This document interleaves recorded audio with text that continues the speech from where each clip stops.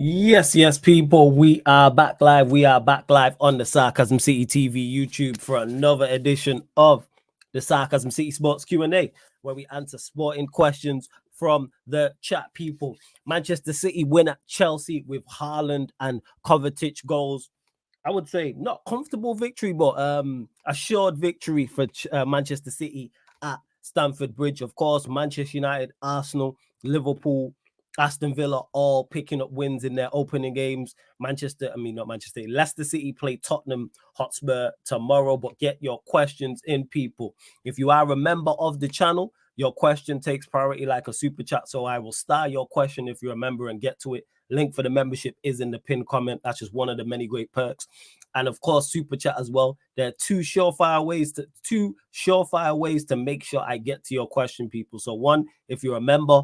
Two, if you do indeed super chat. Big up to everyone who's just joined over from the raid on Saeed TV. Shout out to my Don Saeed every single time. Big up Double A. Shouts to Ash as well. But run up the likes. There's over 70 of you lot in here, only at 19 likes. Let's get up to 50 likes. Like check 1212. Like check 1212. Make sure you share across all the socials as well. And that's me, Flawless.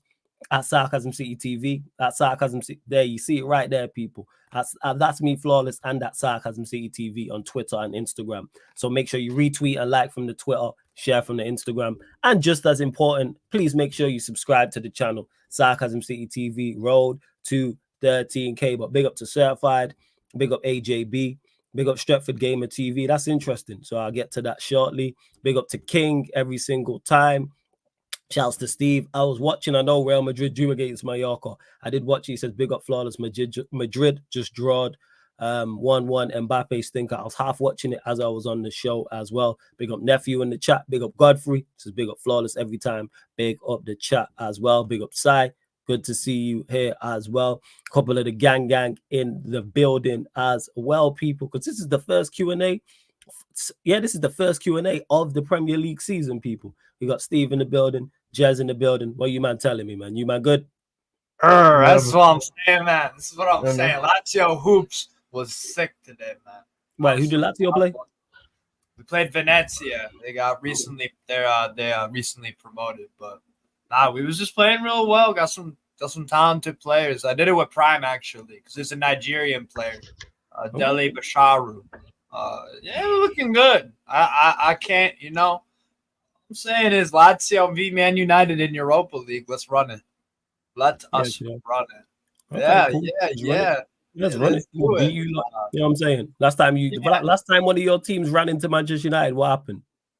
We bust your ass in the Carabao Cup final. But yeah, run into us again. You don't want to see us. What's the last European result that you got? I don't know what was the last European result. You got like 10 teams. I was Bayern.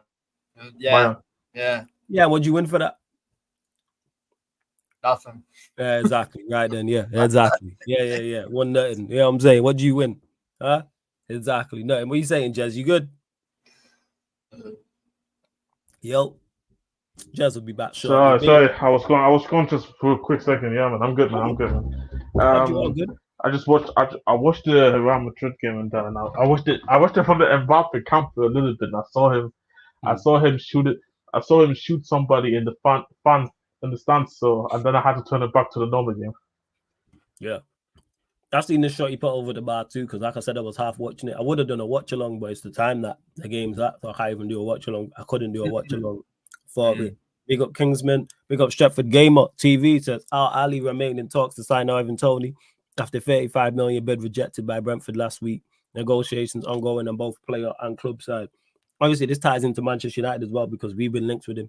Apparently, Manchester United won't make a move for him until deadline day. Why we're waiting until deadline day? Yeah, I have no idea. Let's go sign Ivan Toney because Ivan Toney is very much needed. So go sign Ivan. I think.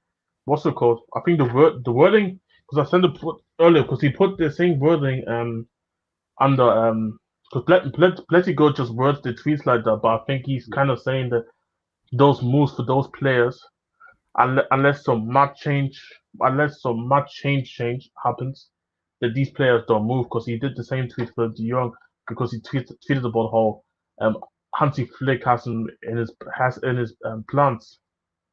So yeah, man, like I mean, you're not. I'm thinking from the United perspective, the reason why I don't go in for Toney is because they look at, because I think even the tweet it says they're looking at it because they have Højlund and Suski already in the team, so that's the mindset that they do not want to get Toney as well, which will partly makes sense because both of them are not far apart from each other from an age range, and both of them can get plenty of minutes this season considering how many games there's going to be. But then at the same time, you look at it and say that both of them might not be ready to really lead the line for United. We don't know. Like obviously, Suski had a good cameo, but what's a cameo compared to 90 minutes? And the season is long. The season is long. So, but I get it from both ways. I get it from both ways because you look at those two and think these two are investments who we banking on to go on and do wonders for us. But then at the same time, Toney's somebody who who can come in and make an immediate impact and build these two can develop at their own pace. But I guess they want them to develop. So yeah, man. Yeah, which I get in regards to development, but obviously Højlund, we know Xerxes can play a 10. Højlund can play out wide. And we're lacking quality. He plays as a 10 all the time. You see him in those areas. You see him with the skill set. You see him with, like, he could play as a 10. Will Ten Hag ever drop Bruno, though, to play Xerxes there? No, probably not. He played Mount ahead of him. He played Mount ahead of him. And the reason why we think this, for all the people that might be Ten Hag-inners and whatever, is because you had Eriksen for, what, third season now, Eriksen? Yeah. Mm-hmm. Yeah. When has he ever put Eriksen in the 10 and dropped Bruno? I think maybe once. Maybe. And that's it. So, like, to me, I said it on Saeed's show just then, I say it now. Never as a manager or a pundit or a content creator or a fan said, oh, we've got too much quality in that area. We're too stacked in that area. No, we are not. That's the thing, is this whole thing of, oh, they'll stunt their development. That just means, to me, that just sounds like you don't believe in Højlund and Xerxes. Because you know why? If they're that good, they'll play. Because they'll get opportunities. Toney ain't going to play every game. Plus, you mentioned that Xerxes can play the 10. Højlund could also play out wide, whether that's right or left. So they're going to get game time. Manchester United play minimum 50-plus games. So if they're that good, I've never heard this. Like, we don't talk. Yeah, Madrid just drew. We don't talk about this in Madrid. Where's Gula's game time? Gula starts for every other team in his league. Hendrick's game time. Where's Hendrick's game time? Modric was on the bench. Where's but Modric's going to the last stage. Where's Nico Paz, young Real Madrid Castilla player who's got a lot of hype and excitement about him? Where's his game time? But they still went and signed Mbappe because there's no such thing as being too stacked. Shout out to Veta because he's in the chat. We never say that about Manchester City. Yes. Foden didn't start today. Foden didn't start. Foden starts for everybody else. So there's no concern of them. All right, why bring in Savio? Because if you've got Foden, then why could they potentially go and get another attacking player if that's the case? Why bring in another striker if you have Haaland? Yeah, the man got like 10 minutes. This is the point I'm making. I don't understand this rhetoric. Oh, we need, but like we are there pretty much everywhere. Xerxes, like I said, phenomenal finish. The finish for the goal. Yeah. Quality. Don't doubt that he is going to have a positive impact, but it can't just be him and just Højlund. Why can't we have 3 strikers? Højlund's injured. Now we're relying solely on Xerxes.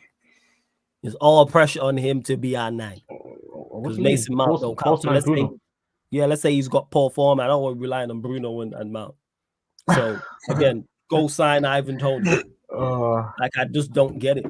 And we still need more. Because people even said in the chat, you need a left back and midfield. I agree. Manchester United need a left back. We also need central midfielders. But Toney also, go on. Sorry to cut you off. Also, injuries happen. Yes. Do you know what I would do for Newcastle to have Isak and Wilson fit for a whole damn season? But guess what?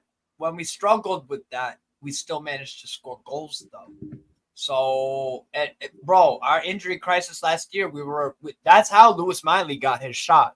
Because Toney was suspended, Joelinton was injured, Longstaff was out, this guy was out, that guy was out. So we had to bring in an academy. Like, bro, you can never have too much of something.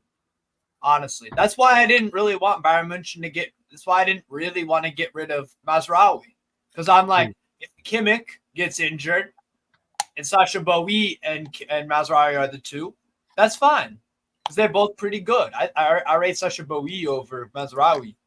But if something happened to Kimmich or something happened to Bowie or something happened to... So I don't mind having 3 in a position. Yeah, it's tough when you get knocked out of a competition and all 3 of them are healthy. Like, that's tough, but it is what it is. You'd rather have it than not. You'd rather have it than not. If you have 3 for every position, which ironically is kind of what Chelsea have with the 42 or whatever, like... You're going to be fine even if you have a crazy injury crisis. If you even have 2 for each position. That's what it is. People act like injuries don't happen. Why would Ivan Toney not be a benefit? Sorry, I was just looking on here. I just see this. Oh, this is nice, like this sky blue bucket hat. Oh, this is fine. Sorry, this caught my eye. I just see the sky blue thing. Yeah, right, look, sky blue, baby. Let's go. I mean, look at this. This hat is beautiful. Look at that. I have to just the Air Jordan. Yeah, I might have to get hit with the cookies and that. Yeah, man, you get hit with these damn cookies, man. That is, hey, cookies, no crumbs. Jordan, yeah, that's cold. Yeah, it's cold. I don't even normally like Jordan stuff like that, but I'm copying that 100%. I'm buying that without doubt. Sorry to cut you off. My bad. I was just saying, you're talking about Toney. Oh, sorry, just go on. But yeah, overall, people just act like injuries don't happen flawless.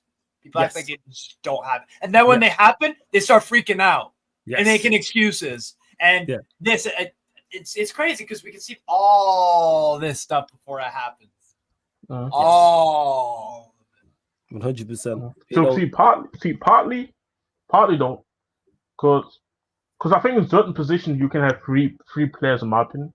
But I think you can't do it with all, because in the end day is also about squad building. Because I feel like center back is good to have. Because center back is the one where I always say have the most people there, in my opinion. Winger is another one. You can play both sides. Who can play both sides. Like this is what the trend is. Because you gotta remember, because for example, we have like a big issue with our squad registration for Europa now. Because because of the homegrown players train the club, so we can't even go into the competition with 25 players anymore. We're probably going to go to the competition with 20 to 21 players, because of how less players we have there in the squad. So it's kind of like it's a bunch of issues when it comes to that in terms of squad building. So it's kind of like if Haaland wasn't there, then Ivan Toney would make sense, because then they would never try and get somebody like a Haaland, then, for example.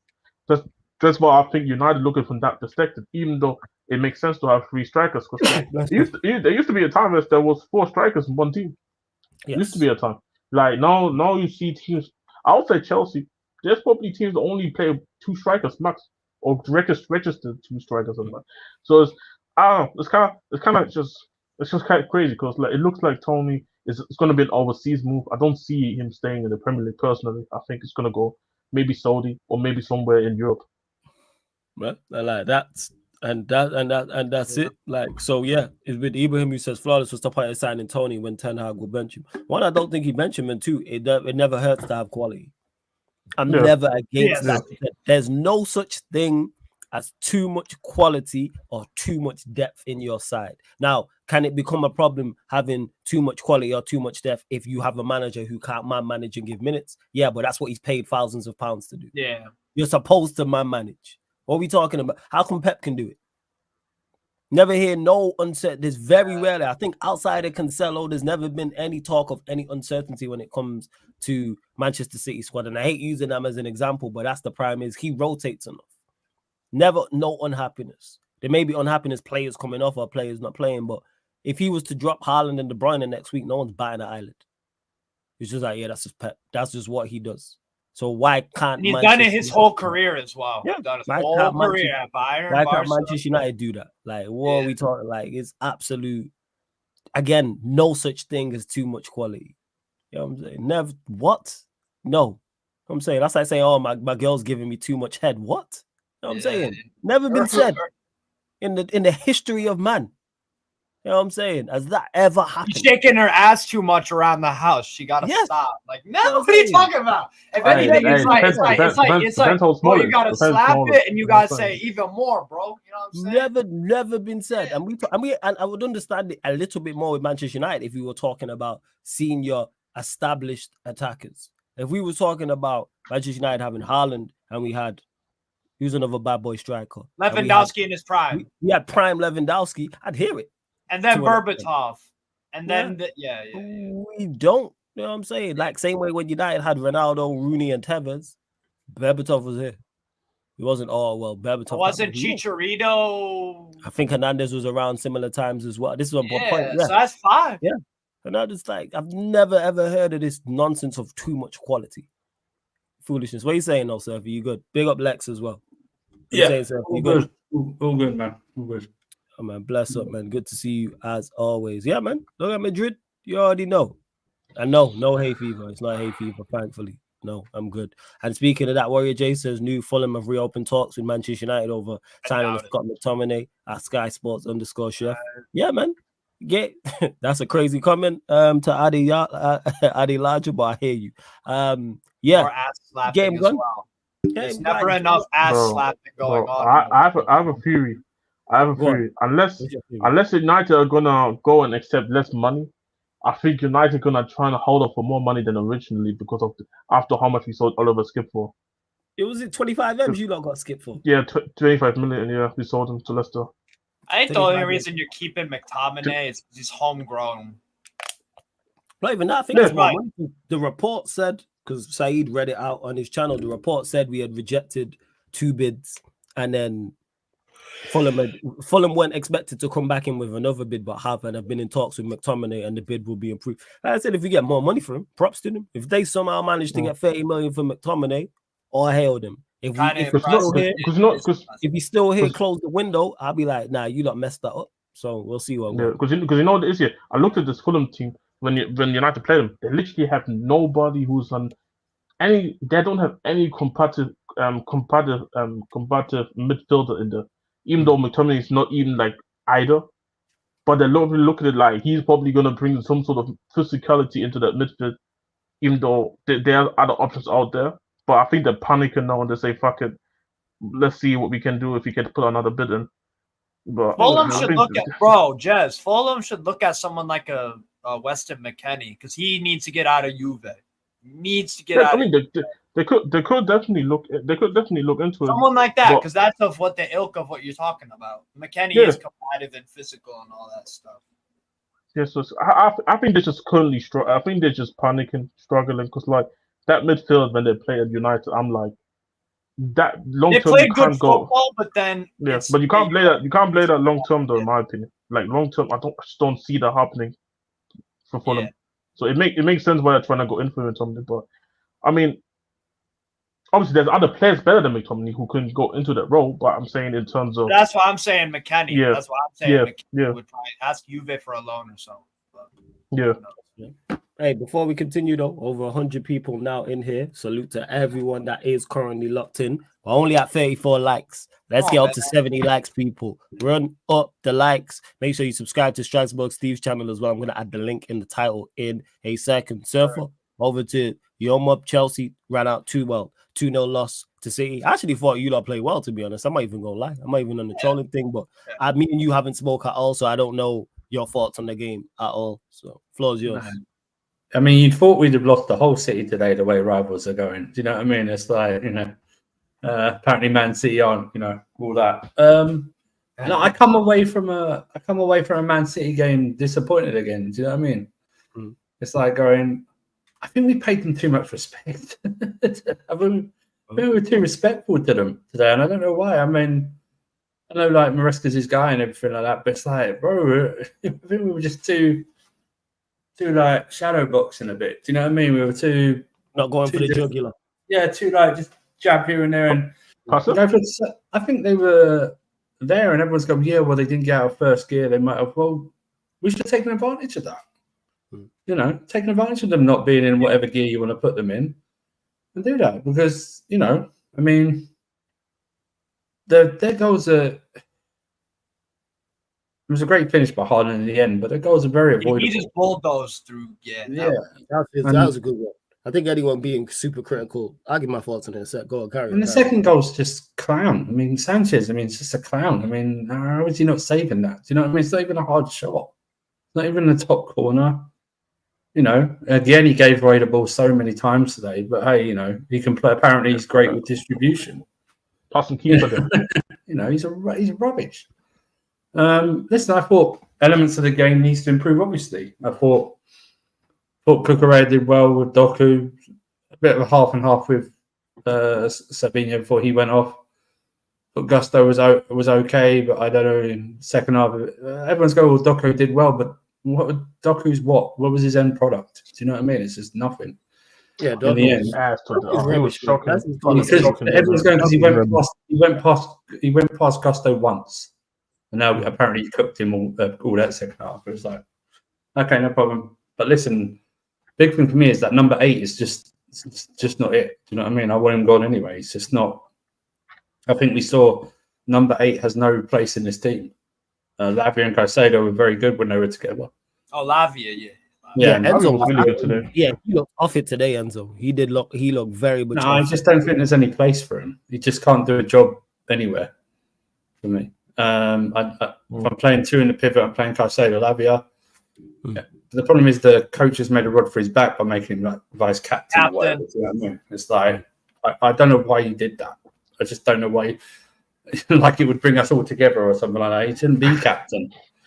And his substitutions, I think his substitutions were, I think they killed us in terms of momentum wise. I think I would have liked to see take Enzo off and put someone in the middle like Nkunku or Palmer in the middle, something like that. Maybe bring Toney on, see what he can do. I think Nkunku played well, by the way. I don't usually love him off the left. I'm not saying he's bad on the left, but like there's other. I think it's more like if you play him out wide, it should be on the right. Right. I think Leipzig. Yeah. This is where he does more of his damage. This is what I was talking about before. I just think it's just looking at today. The end game has to be Osimhen. I like Jackson, but Osimhen gets those chances. He stays on side and he scores, and he gets that one, and he scores that one that Jackson gets in the second half as well. I just think he does, and he gives us another dimension. The end game has to be Osimhen. It just has to be. I'm not saying that it improves. We go on like a mega run or something, but it's just. Gushing for sports on Colwell and performances for. I thought. The issue I have is like a new partnership, so it's just getting the bearings. Do you know what I mean? They've not played. They played like 2 games together and stuff like that. I think Colwell needs to toughen up. It looks like he's always a Colwell guy. He looks like he's afraid to. Yeah, he looks like a guy who looks like one of your mates that when they get like a new football shirt and they play football with you, they don't want to get it dirty. You think he plays soft? You think he plays soft? Yeah, and you go, why the hell? And then your Machiavellian mind goes, I'm going to hit this ball at him. I'm going to say it's like on purpose, but I'm going to get my friend and make him dirty his shirt. Or like you shove him in the pool, kind of thing. Yeah. It's like the people who go out and they wear like a white top or white trousers. You know, if you're in a group and you're with like a bunch of women and stuff like that, and they're wearing like a white trousers, and why? Do you know what I mean? Why are you wearing anything white? Why do you buy a white sofa? Do you know what I mean? Why does anyone buy a white sofa these days? Do you know what I mean? It doesn't make no sense buying a white sofa. No. Oh, don't spill anything on that. Don't do it, stuff like that. That's really like. Fofana, I actually think grew into the game. I think Fofana grew into the game more and more, especially second half.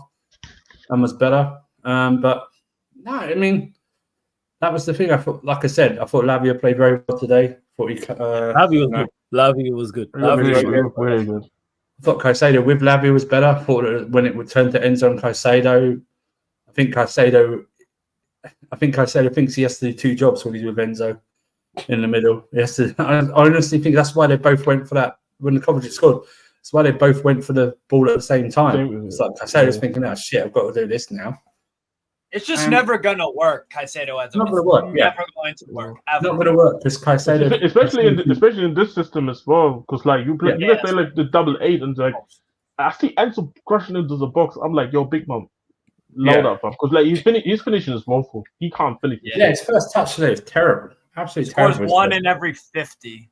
Yeah, he's just not good enough. It's just that's the point, you know what I mean? But to make him captain, the coach has made a rod for his back. You know what I mean? It's like what basically said he's got to start every match essentially now, but Reece James isn't playing, which is just wrong because he doesn't deserve to.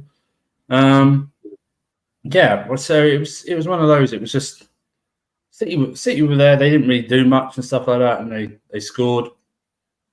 But yeah, I think there's positives and negatives obviously to take. Need to see how they do in the game on Thursday and then away to Wolves next Sunday. Pop through, see what we can do. But it's like it's against City. Do you know what I mean? How many people are going to lose? You know what I mean? Everyone like I watched so many streams. They go, oh yeah, well you said you were going to do this and that. Just shut up, man. It's City. Do you know what I mean? It's like I cannot wait. I'm going to have the same energy for when everyone else loses to City. Just go, yeah, well you should have beaten them. Yeah. Why didn't you beat City? You know. There were some people out there who were saying that City's washed in the KDB for the 3rd season in a row. It's done. Bernardo doesn't have any legs. You know what I'm saying? So it's kind of like I don't know if people were expecting that. I expected City to go and win this by 2 goals anyways. How many leagues do they have to win in a row before every start of the season someone goes, oh, I don't think City are going to do well this year. So, they've won 4 in a row. They've won 6 in a row, I swear. Yeah, because you got the likes of Veta who will say that they could win 6, they could win 18 in a row, or I'm not sure about the 19th. You know, this might be the season. It's like, as much as it pains everyone to admit it, and worse for me here because I'm a United fan, they're the best team in the league with the best manager, with the best. Say it again. Say that again. They are gonna win. You know what I'm saying? Anyone else want to chime in? They will win the league again. They will. Chelsea were good today. The reason why I'm not crashing on Chelsea because I actually thought Chelsea played well. I thought Lavia was good. I thought Caicedo was good. I thought Gusto was good for the most part. Same with Cucurella. Fofana outside of giving the ball away for the 2nd goal, I thought was good as well. Same for Caicedo and Enzo not tackling Kovacic. Could argue the goalkeeper should have done better. Thought Colwell was decent. And they beat Chelsea not in first gear. Nobody else goes to, even if someone goes to the bridge and wins, they won't win in that fashion. That's what I mean. Everyone said, and that should be a big marker. Bear in mind, this is them without Rodri. Everyone makes points about how bad City are without Rodri and their record without Rodri and Reta and all this type of stuff, which they are. Kovacic, Steve asked me when he joined the watch along, who do I think has been City's best player? First player I mentioned before the goal was actually Kovacic. I thought Rico Lewis was. And then you said Rico, yeah. That should be that performance. Arsenal fans, this is aimed at you actually. Any Liverpool fans who are foolish enough to think you lot are going to win the league, that performance should worry you lot.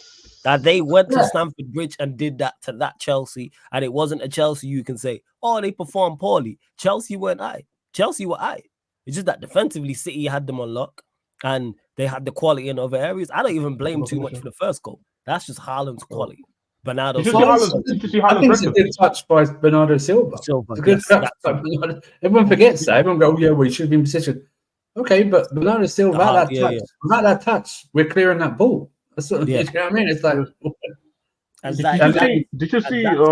It stems from that should be a concern to everybody. And they don't up to speed slow and no Rodri and all this. Shut up. They're the best team. They're gonna win the league again. Everyone else is fighting for 2nd place. Go get your scraps in the domestic cups. If you're in a European competition, target that. That's it. Did you see? Yeah, go on, Jess. Did you see Haaland's? Because there was a graphic that I saw on Twitter about Haaland's goal score record for City. I was it's like 91 in 100 games or something like that. What is 91 in 100 games? Did you say 91 in 100 games? I'll look it up. It's in the future actually. Let me scroll up. That includes 9 hat tricks. You know what's crazy? Remember, people thought he'd struggle in the Premier League. Nah, that was just I Rory remember Jennings. I That was just remember the- Rory Jennings. No, that was Nah. some people out there People in the- there was some people generally making these conversations that he was People in struggling the in the chat Premier League. before he signed, Steve, talking about this. Obviously, this is back then before he signed to Yeah. City that he was going to struggle in the Premier League. Remember the conversations of he makes them worse. Remember that? Yeah, some Yes, famous And then they won a idiot, treble. some And then they famous, won a treble. And then they some won a treble. famous idiot YouTuber went on Sky and said he'd only score 15 league goals and allow him to Oh. speak. I found the stats. It's So 100 and um, it's 100 games, yeah. 91. yeah, No one goes Oh, on there. yeah, because it says here on the unless this was before. Yeah, this was before the game started. Yes, so like Steve said, 100 games, 91 goals, and his minutes per goal ratio is 88.5. So which means he scores a goal a game, and the shot conversion rate is 25%, which is extremely high for for a striker as well. Who had like 20 missed big chances last season? That's an extremely high number as well. You gotta remember that. No, but Jez, that big chance. Sorry, Andrew. This is one of my biggest pet peeves of football in general. When you use the big chances thing, I want everyone to go on whatever app you use to get football stats. Look up the top scorer of this league, that league, and then go look at missed big chances. Chances are the top goal scorer of the league is in the top 3 of the most missed big chances. Yeah, So, I agree. No, I he agree. can afford to No, miss big chances because you know why? He's winning the Golden Boot and he's scoring 91 Anyway, goals. he a broke- game. I agree with that. I agree with that. My point was more so that you have to do big chances, but yet he has such a high conversion rate because Sam is one of the best finishers in the league, but his conversion rate is probably 10% lower, which is a huge difference. Yes. He broke the Champions League goal scoring record like first to 20 or something like that by his age, while he was still at Dortmund. So he didn't do this. He didn't do that at City. He did that while he was at Dortmund. Oh, but Yeah, And he his scored goal about- catalog. He scored like 12 with Red Bull Salzburg as well. So he Yeah. already, and then it did, yes.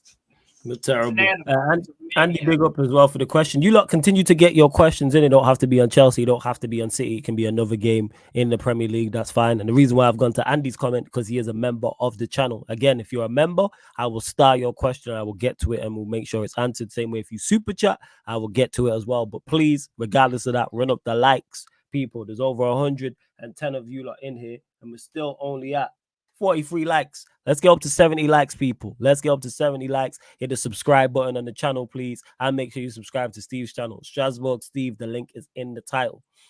Should Chukwuemeka be given the opportunity this year after multiple injuries? How would you feel if he leaves the club? Obviously, this is for you, Surfer. He said, I don't even know if he's fit. So I don't even know if he's fit right now. That's the thing. I mean, I don't know where he plays. You're trying to sign Felix. You've got GCP Hall there. You've got Nkuku there. If you're going to play the 3, I don't know where he plays. I really don't. I honestly don't know where he plays. He's in the same boat as Cassidy. He's injury prone and he's on a big wage. He's on like 100k. So it's like, I think he's listen. I'm sad for him because He's talented. Yeah. I think he's a victim of Poch in terms of injuries and stuff like that, being re-injured during training methods. I think he's a victim of that. But if you're trying to sign João Felix and stuff like that, he doesn't. There's no room for him. There's just simply no room for him whatsoever. I think they're going to try and sell him. They're going to try and get like 30, 35 million for him. That's the going rate, and they're going to try. Whether they'll get anything for him, I don't know. He's on a very hefty wage still, so it's one of those. I think he can do a job, but can he stay fit? That's the problem. I don't know. Yeah. And if he leaves, I honestly, I'm not one of those, like, if you haven't done much for my club, then I don't get really sentimental about it. Do you know what I mean? It's like, cool. Literally. Hey, did we just get a raid? Shout out to Carefree Lewis G as well. Big up the raid. See the numbers. Man said, raid gang, we're getting relegated. Big up Lewis. I'm sure you'll survive. This guy is a troll, man. I saw his stream title say emergency stream, but I didn't even click on it. Yeah, This he guy. He's learning. He's learning. He is. Shout out Lewis though. You lot, if you subscribe to Carefree Lewis G, you should already know. Big up everyone joining over from the raid again. Run up the likes immediately, expeditiously. Run up the likes as soon as you land. Hit the subscribe button. Also get your questions in as well. But if you're a member of the channel, I'll start your question. I'll get to it as well. I don't even know what this is about. So Haaland says Cucurella is a funny man. Last season, he asked for my shirt, and now he sings a song about me. That's from at Jan Age, Fourth Croft. Yeah, I'm with this. you're tough.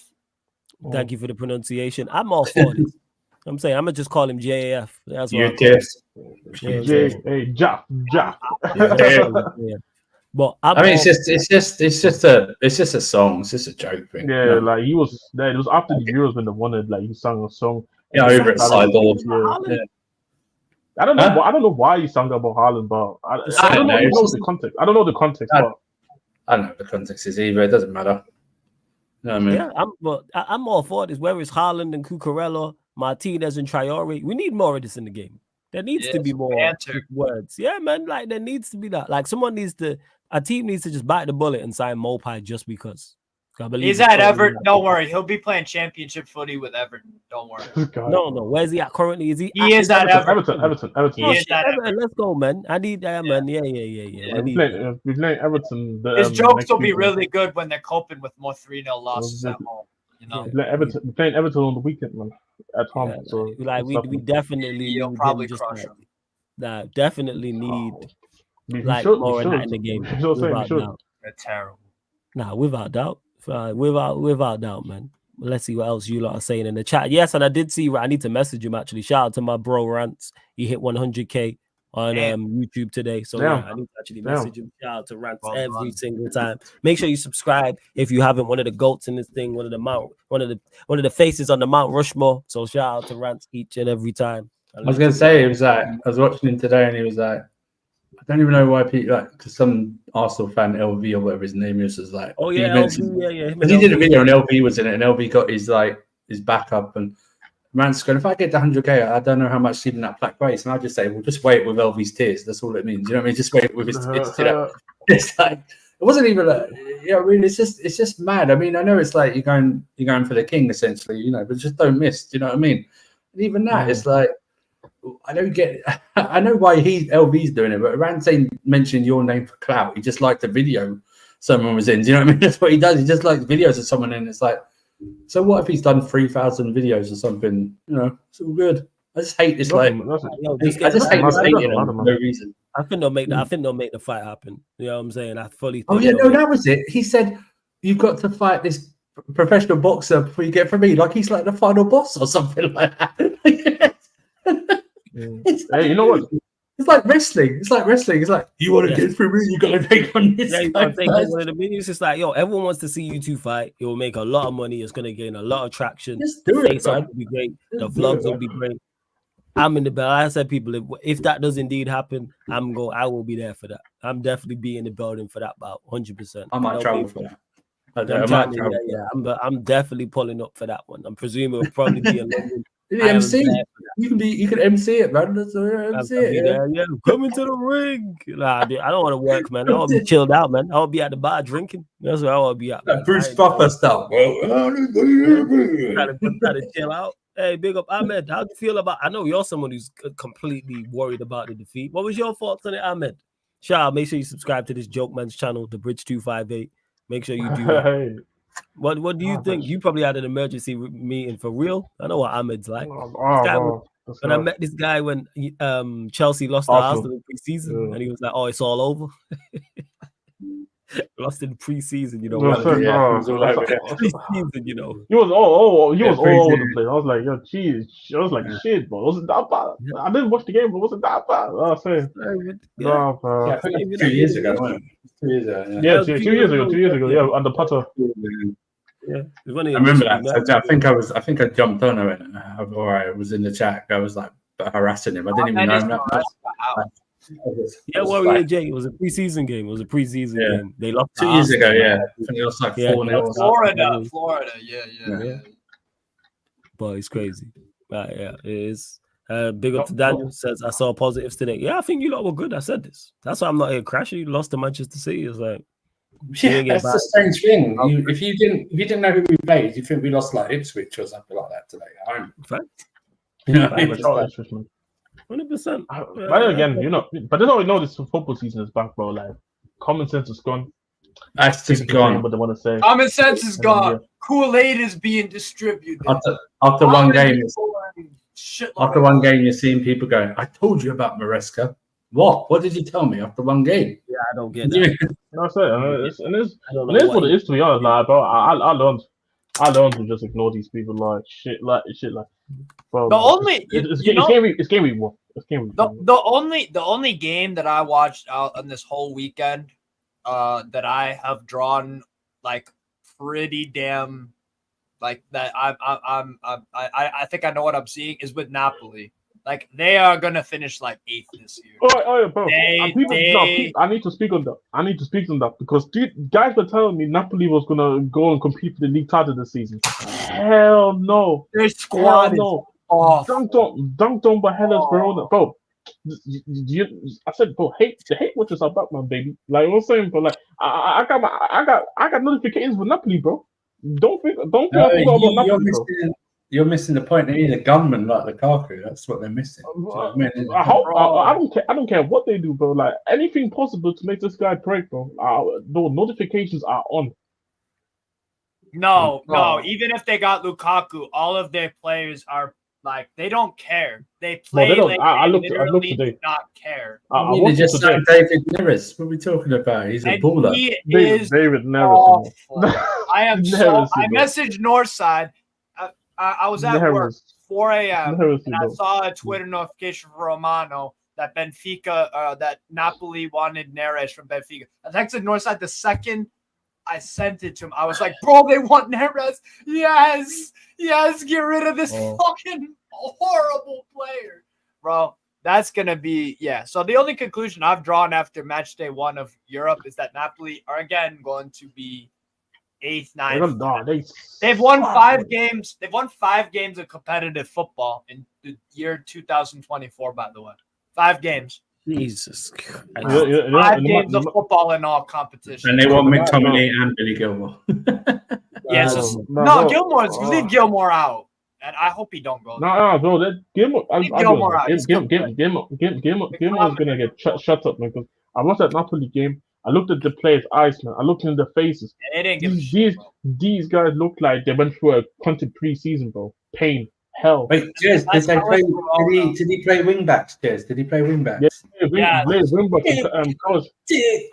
Kvaratskhelia got injured the first half. He got pissed. And Alessandro Banjono as well, the new center back. Brand new center backs out of This crash show is going to be insane. Apart from Osimhen, let's face it, right? All of us people who don't really watch the Italian league, apart from Osimhen and Cravadola, no one else knows any other name. You know Zambo Anguissa? Oh, yeah, but he's like he's a Fulham reject. Oh. He's a Fulham reject. Do it, you know what I mean? You're Andrew. You are right though, with the exception of the layman goes, "Where's Napoli? They've got Kvaratskhelia and Osimhen, right? Yeah. Who else do you know? That guy, Politano. Who? No, but for Matteo Politano, he's who? A little bit. You're mentioning you know what I mean? Yeah, but Andrew, back to your point about fans going crazy after match week 1. With the exception of Napoli being dog shit, I ain't even making assumptions about nothing after match day 1. Because then we'd be saying Brighton are, Champions League bound and freaking Man United are top 4 bound and all this. I just think like Inter Milan are going to walk that league, and they're not even great. Oh, really? You don't think they're great? I don't think they're as great as they have been previously. Do you know what I mean? Look at them yesterday, Genoa. I mean, they struggled with Genoa's a tough place to go, though. Genoa's that's a hellish place to go. Lautaro Martinez and Darwin Núñez are just They're No, nearly the same no, time. no, no, no. No, Are they are. you? He's a coward. Lautaro Martinez is a small game player. That's what he is. He's not there for the big occasions. Yeah, He's Copa not. America final. Yeah, Copa America, very small. Remember the World Cup final? Remember the chances he missed in the He World wasn't Cup good in the final? World Cup. I agree with you. But just generally, I think he listen. We all know he does better in a pair anyway, right? Yeah, Yeah, I he does, agree he with does, you. he does. 100 on that. But Yes. as a lone striker, he's shit, right, and stuff like that. But I just think Inter Milan, maybe AC Milan will get there, and maybe Juventus or something like that. I don't know. Just at the top of my head of the signings they got. I just think Inter Milan will win it by about 8 points, 8 to 10 points. I think they'll win the league by. So That man Inzaghi's one. He's a top 3 manager in the world right now. Inzaghi, I think Wow, he's there we go. There's a question that I had. an amazing manager. I know you forgot about it. Do you want to go to that question first? Or? Yeah, let me get to this. Hold that thought. Yeah, Andy says, okay. what did you make of Maresca's comments about a 5 to 10 year plan, and do you agree? What were the comments? Do you know, Surfer, what he said? here's an idea. If he wants, he's fine. Every other fan talks about Chelsea must have patience and stuff like that. Players, nothing to do with the players, manager, or fans. The only people that go have patience is the guys who run the club. Yeah. You know what I mean? They've got to show us they've got patience. So if he goes through a bad run of form, whatever it is, they've got to stick with him and not have trigger fingers like they have done before. And that's when I talked about previously about mixed messaging. You can't give this guy a 5-year contract and then like if he loses like 4 out of 5 or something like that, and then get rid of him. Do you know what I mean? Or by Christmas we're like 8th or something like that. Do you know what I mean? You gave him a 5-year contract. You didn't properly back him in the summer in terms of like quality and stuff like that. Maybe you will by ending up with Osman and stuff like that. But what you expect him to do? Do you know what I mean? I don't have. That's why I won't be one of those guys who say Maresca out, because I don't have my standards for him aren't that high, because I don't know what he's going to do. Like today he has to get his substitutes better. There was no reason to bring Lavia off. Don't know if I put Lavia off today. That was a weird one. Yeah. You made it. In fact, his subs negatively affected the game and gave it to them. They just strangled the life out of the game for the last like 20 minutes. Do you know what I mean? True. So that's what he has to learn. But no, 5 to 10 year plan, yeah, it's nice. But when apart from Pep, he's the only manager who could say that sentence and you can go, yeah, okay. Maybe Ancelotti if you wanted to or something like that. Yeah. Or Inzaghi right now. Like, there's no one else.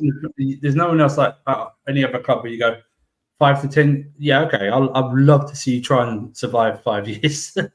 If you have, that means you've probably done a good job. You know what I mean? Hopefully, you've done a good job. Talk about just forget. Yeah, why don't you talk about 5 to 10 years? Why don't you just talk about this season? What you want to do this season? Yeah. You know what I mean? Stuff like that. Just leave it like that. Big up Warrior J says, Steve, thoughts on Newcastle 1, Southampton 0. And yeah, I got the quotes, Warrior J. I started. Yeah, I got Steve, thoughts on Newcastle 1, Southampton 0. So I watched probably about 80 or 90 games of football in the span of 3 days. And the only time that I saw a team put up 0 shots in a half of football was the Hellas Verona-Napoli game. Verona did not throw a single punch at Napoli. No shots in the first half. They just let Napoli be terrible and also lacking threat. The game was really bad, but Verona scoring made it exciting towards the end of the game. But the problem is that Hellas Verona's attacking 3 is Kasper Tengstedt, Grigoris Kastanos, and Dylan Rocha Livramento. None of you 3, maybe with the exception of Jez, have ever heard of any of them. Check that, please, like they do. The problem is that Newcastle's front 3 is that our front 3 is fucking Anthony Gordon, Alexander Isak, and Jacob Murphy. So why are we putting up 0 shots in a half of football at home to Southampton?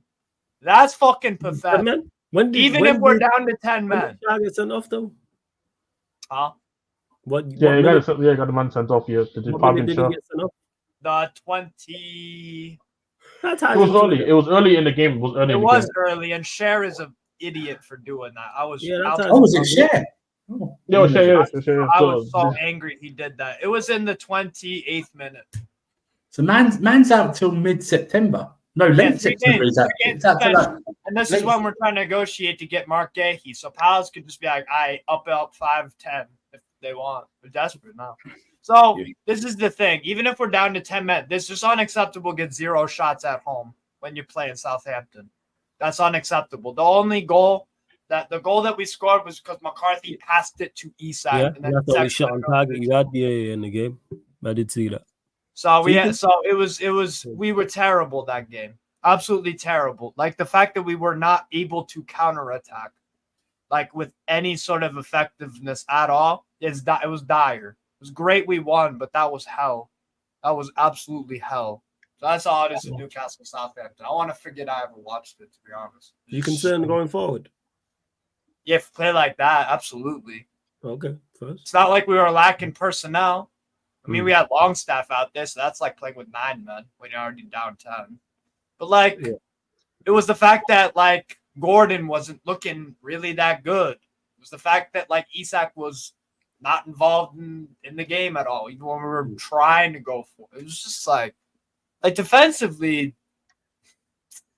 it was good. Nick Pope made a really, really good save on Adam Armstrong, who took a volley at the top of the box, the right side. So, he showed up. Joelinton was man of the match easily.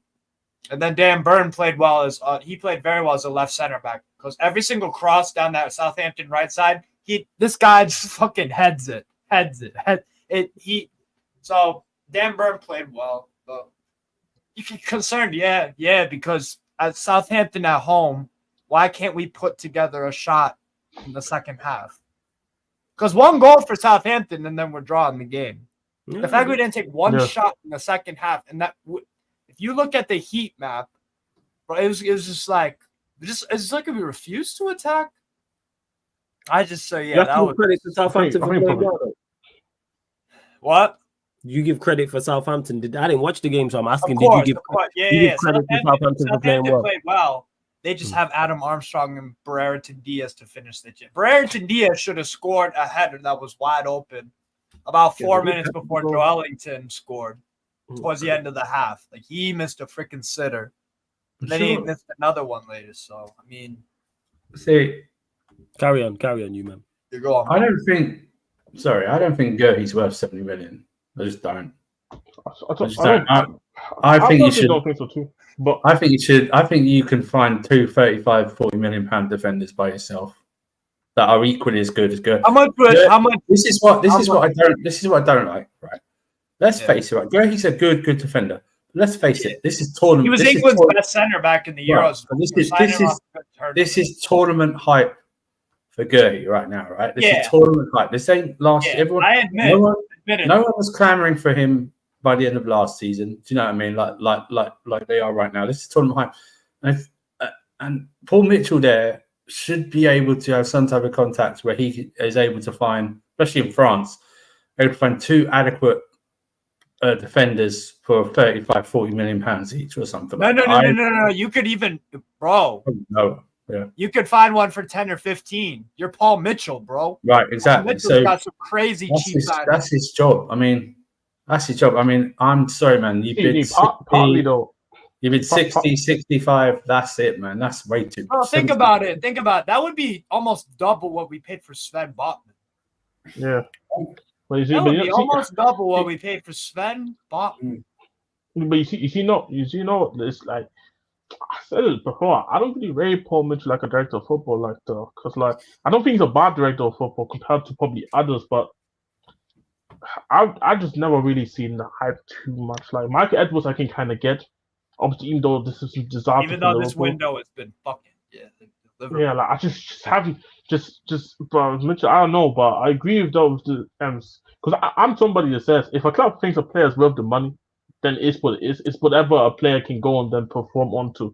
That's why I never go after players for the price tags. I go after the players' performances. Yes. But do I think it's a lot of money for Gay? Absolutely, because for example, you gotta consider 42 million, including add-ons, was considered too much for Van der Ven when we bought him.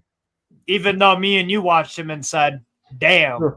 Yeah, that's what a good, fucking center back, Nah, and what a I- good center back next to him and Maxence Lacroix. People haven't found out about him. Yeah, yet. Palace been pushing for him. And I was saying that if Palace can keep Gay, if Gay can stay at Palace and Lacroix comes in, that's a really good centre back left that they have to. I think you should go get Anderson. He's only they won't. I'd love to have him. They're not 40 minutes for Anderson. I think the issue. I think from what it looks like, Newcastle want a left-sided centre back. Somebody this is what it looks like. I don't know. No. We're looking for right side because Botman's left. It's Botman share. Yeah. Then that's fair enough. That's fair enough. He's too much. I do think No, and fair play to Palace. They're getting a bigger price, and they're using the Euros that he just had, where he was England's best defender and arguably best player. They want 70. Fair play to them, but yeah. They want 70. Here's the thing. I don't mind overpaying for a good defender. Or a good player. I don't mind overpaying a bit. They want 70. They want 70 because they have to give 15 million to us. That's why they want 70. So the own money to Chelsea as well. So it kind of makes sense from Palace why they're asking for that much. It's whoever is going to if somebody's going to pay that much money. I don't know why we just don't go into him. We don't go into him. How much are you going to charge Newcastle? 70. Okay, so take the 20% off you would have owed us anyway, and we'll just pay you that. That's what we should go to Palace and just do that. He would help that backline in terms of getting. How would that work though? If we matched it, so we pay them whatever, but then they pay us. They pay us back. Well, they have to pay. They have to pay back. That's what I mean. So it's like, would it be better to just go? How much you want for him? Okay, so Toney, whatever that is, that. Then we'll just deduct it from that, and then that's the total we'll pay. That's what it should be like that. Don't make no sense. Before I forget the question, because I want to ask the question, because did you guys see the Yardman Robbie video where they were going back and forth? Oh, by the way, Robbie's lost some weight, so big up to Robbie, man. Looks like he's lost a bit of weight. So, big up the Don. Robbie, the godfather of this thing. Big up the Don. And I was thinking about it. Why is Arteta considered higher in a higher light than Emery? Because he's an Arsenal. Because he's not the second best manager in the league. I'm sorry. He's not. I'm sorry. Like, because I see people say it's Pep, Arteta, and then Emery. I'm like, what? Slot is low key, high key. Slot's ahead of him too. No. I'm taking Slot over. This is what I'm trying to say. Like, bro, these managers went on and go and actually did something in Europe further than Arsenal. Yes. They did something in their league as well. And I'm like, hold on a second. Why does Arteta get so much praise for finishing second when Arsenal fans were literally laughing at Pochettino for the same thing? And Klopp. It doesn't make sense. Because it makes them feel good. That's why. Yeah, drinking that Kool-Aid, man. It's a feeling. That's what it is. All hypocrites. He's brought us together. That's what it is. He's made the team better. I hope it stays like that. When he was here. Unified. He's unified. They came close. We got a dog called Win. They like to kiss each other. He hired a pickpocket. He hired a pickpocket. He had a pickpocket to take, to take how he felt the Premier League taken from us. A pickpocket. I mean, what the hell? He played. Let's play. You'll never walk alone. Sound effects on a training ground before we got to the Liverpool game. Oh, that helped because we just got spanked 4-0. You're gonna love this. I've seen obviously Dan Potts the video. You probably might have seen the too about Arsenal defense rivaling Chelsea's best defensive record. What do you think about that? There's no way in this modern day of football that a defence will concede less than 15 goals. In this modern day of football, it just won't happen. It just won't happen. I had a fear City doing it last season, but then that just went. But there's just no way no one's going to concede. No one's even going to match 15 goals. I don't care what you bought. Timber, you bought Calafiori. I don't care. Even the other day against Wolves, if Wolves had a decent forward or so, that Cunha actually struck the ball properly instead of side putting it to the back to what's his face, then they would have conceded that. No, man, there's no way that will stand. That will stand for a long time. I believe that record will stand forever. Bro, think about it. Inter Milan last year. Jan Sommer. There's a cool stat about Jan Sommer. He's kept more clean sheets than he did concede goals for Inter Milan last year in all comps. They still conceded 6 more goals than Chelsea did. Inter Milan conceded 22 goals in Serie A last season. That's still 6 whole ass goals. Like, let's just clarify. More than that Chelsea. Arsenal are not going to do it. What is the record in like modern? I say since the night. We'll say from 90s to now, modern day football. Is it AC Milan? Who's conceded the least in a league campaign? Does anyone know? Any of you like in the chat know? Does anyone know? Because if someone I probably have to Google that properly. But yeah, man, Chinlu, they got to my guy Potts, man. Potts is my guy, and they got to him with the Kool-Aid. It's crazy. They got to him. It's mad. It really is. Now it's the second one, nephew. It's the second one, not the first. I got it. I'm new to it. Before you go, hey Yapo, good to have you here, man. Says I'm new to the channel. Big up, man. Hope you enjoy being in the sea. Big up. Go on. You visit. The record. So this is Serie A, and I'd be shocked if anyone has a better. In 1968-69, Juventus conceded 12 goals in their season. 12. You're on mute. Anything more modern day, like 90s? So the second best is Juventus in 2011, 12, and 15, 16, and that was 20. No AC Milan. I'm surprised with Maldini and Baresi. They don't have one. That's not correct. Well, but it's fine margins though, because Milan is probably the best Milan ever did. Was probably like 24, but it's just it's 15 is ridiculous. How impressive is 12? It was 12. It was 12. That's Juve crazy. won in 68-69. Let me check out league games. Big up Andy says, how impressive is what Thomas Frank is doing with the possibility of losing Toney? Good coach, as you can see. And when you have a good coach with a good system, you can lose quality and still perform to a good level. Now, are they better with Toney? Yes, but Toney's not the be-all and end-all for them because they don't rely solely on his individual quality. And they have other quality there with Embremo. They should have lost today, man. Should have lost today. That is a goal. That is a goal. Wrongly ruled out. Yeah, if you go and look at it, because Everton scored. That's a disgrace that is a goal was ruled out. Right now, disgrace. Did you see? Everton after the game said to the reporter that the referee apologized to him that he blew the whistle early. Oh, great! Whoop-de-doo. Thanks a lot thanks a lot. That really helps. You know what I mean? I hate that. You apologize. Yeah, no problem. We forgive you. You just cost us a game and points or whatever. But yeah, we forgive you. Oh, he cost me in the FPL too, man. Fuck that, man. Yeah, honestly, what a great goal. Ruled out. Well, what? What was it ruled out for? They were both 6.5 on a dozen of the other. Do you know what I mean? They're both doing the same thing. Sense. It makes sense. Why do you penalise one? Just rule it out. Just rule it out like that. It's 50-50. It's done. But you know what? It shouldn't even matter because it didn't affect the goal. This is what I said. That's what I said in the chat. Like, even if they didn't collide, they're not impacting the play. Yeah. No impact whatsoever. It's stupid. That would have been goal of the season, though. Surely that would have been goal of the season. I mean, it's the first. That's the thing, like, because it's the first game. It's the first game of the season. So there's a lot of games. But that angle was crazy. That he had no right to. Ryan. Just ignore him. It's a midfielder. You're going to get rejected. So it's a midfielder. You're going to get rejected. I'm not looking at the chart, but it's about Wharton, right? You ain't missing. Anything. Did anyone see that Everton 0, Brighton 3, and thoughts on the Brighton performance? Yeah, I see it, man. Not to sleep. Nah, I had that game on the side, bro. Honestly, Everton started out the game really good, but because their attack is really, really woeful, of course they didn't score. But they started out well. But then Brighton scored, and this actually happened to Everton a few times last year, which is their biggest problem. That at Goodison, they'll the crowd will get all hyped and then they'll go, attack, won't score.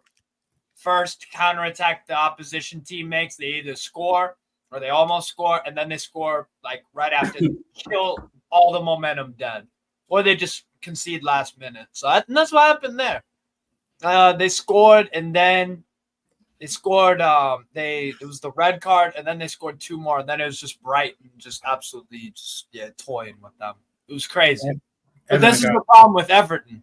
They don't score at the right times, and then they concede immediately.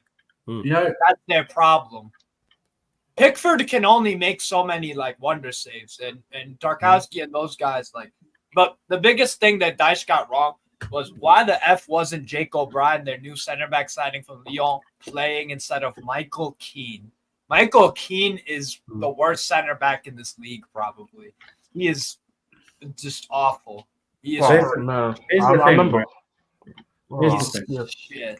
Ipswich. Sorry, that's because just saw Ipswich in the chat. Yeah. Everton might get saved again this season unless they get points deduction again, because I think the promoted teams are crap. I mean, right? I think they're, in terms of quality, in terms of overall, I think they won't do enough. I don't think they bought enough to stay up, especially definitely Southampton. I think definitely Ipswich haven't bought enough. Southampton showed yesterday why they're going to get relegated. Yeah, I think Leicester's, for me, Leicester's the one that's the obvious one. Leicester's the obvious one. Leicester, I think because they might get one. Actually, they might actually get 2-1, like a 2. I look at Everton and I go, I don't. No, Do you think that's dangerous though for them to be relying the second, third year in a row that don't worry, because the bottom 3 teams are more crap than us, so we'll stay up by default. Isn't that going to eventually bite them in the ass? I think the issues with the takeover as well is, and I think they're in line for a point, and they might be in line for another points deduction as well. But I just think that even with that, I think they might still have enough to stay up, because I think the promoted teams for the second season in a row will get relegated, all of them. I just think they will. I mean, Leicester City, I don't know what, 25 minutes for Oliver Skip for what? What's he done to earn the 25? I don't know what he did, but this is the baddest thing considering as well. They need a strike. I spoke to Leicester. I spoke to Leicester fans. They need a left winger, they need a striker, and they need a defender. And they're already in financial struggle. Jesus. What they need at the moment, man. You know what I mean? It's all good. I'm just saying, it's like they signed Harry Winks last season. I thought, he comes from the same production line. Oliver Skip. And Harry Winks is more, obviously not just. And see, the thing is here, I've seen people always celebrate about him getting sold and all that. I don't personally care too much that he left. I don't really feel like celebrating either, because we got good money, very good money for him.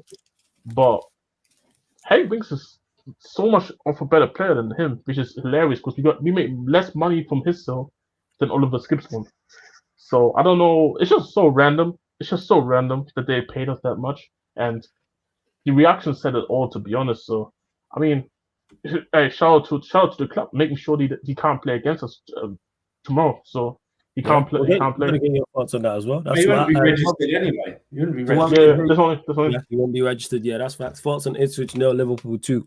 Missed 20 minutes of the first half, seeing the whole game. It seemed like it was a game of 2 halves. Seems like Liverpool. Liverpool were not on it the first half, but second half they clicked into gear and shown their quality and shown why they're one of the better sides in the Premier League. And it could have been more than, it should have been more than 2-0. Some of them chances they missed were criminal. Yeah, go on, Steph. Ipswich, I don't know why they did this. They just backed off in the second half. Do you know what I mean? It was very weird. Their tactics changed.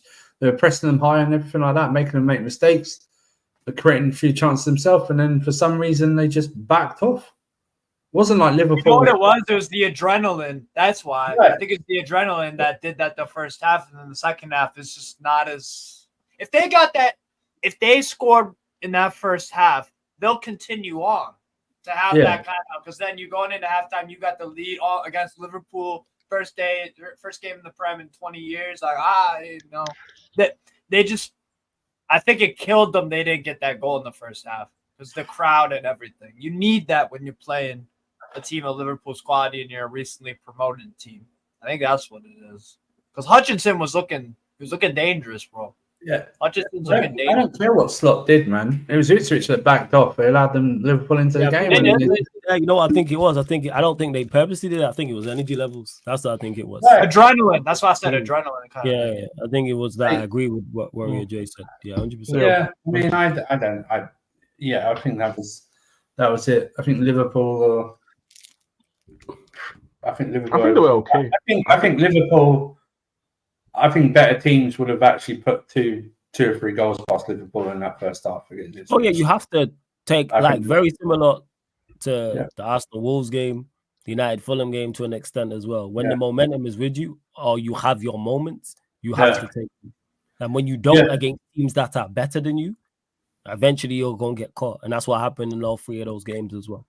Southampton got punished for it against us. They didn't get the win. And we could have, so. And you were down to 10 men as well.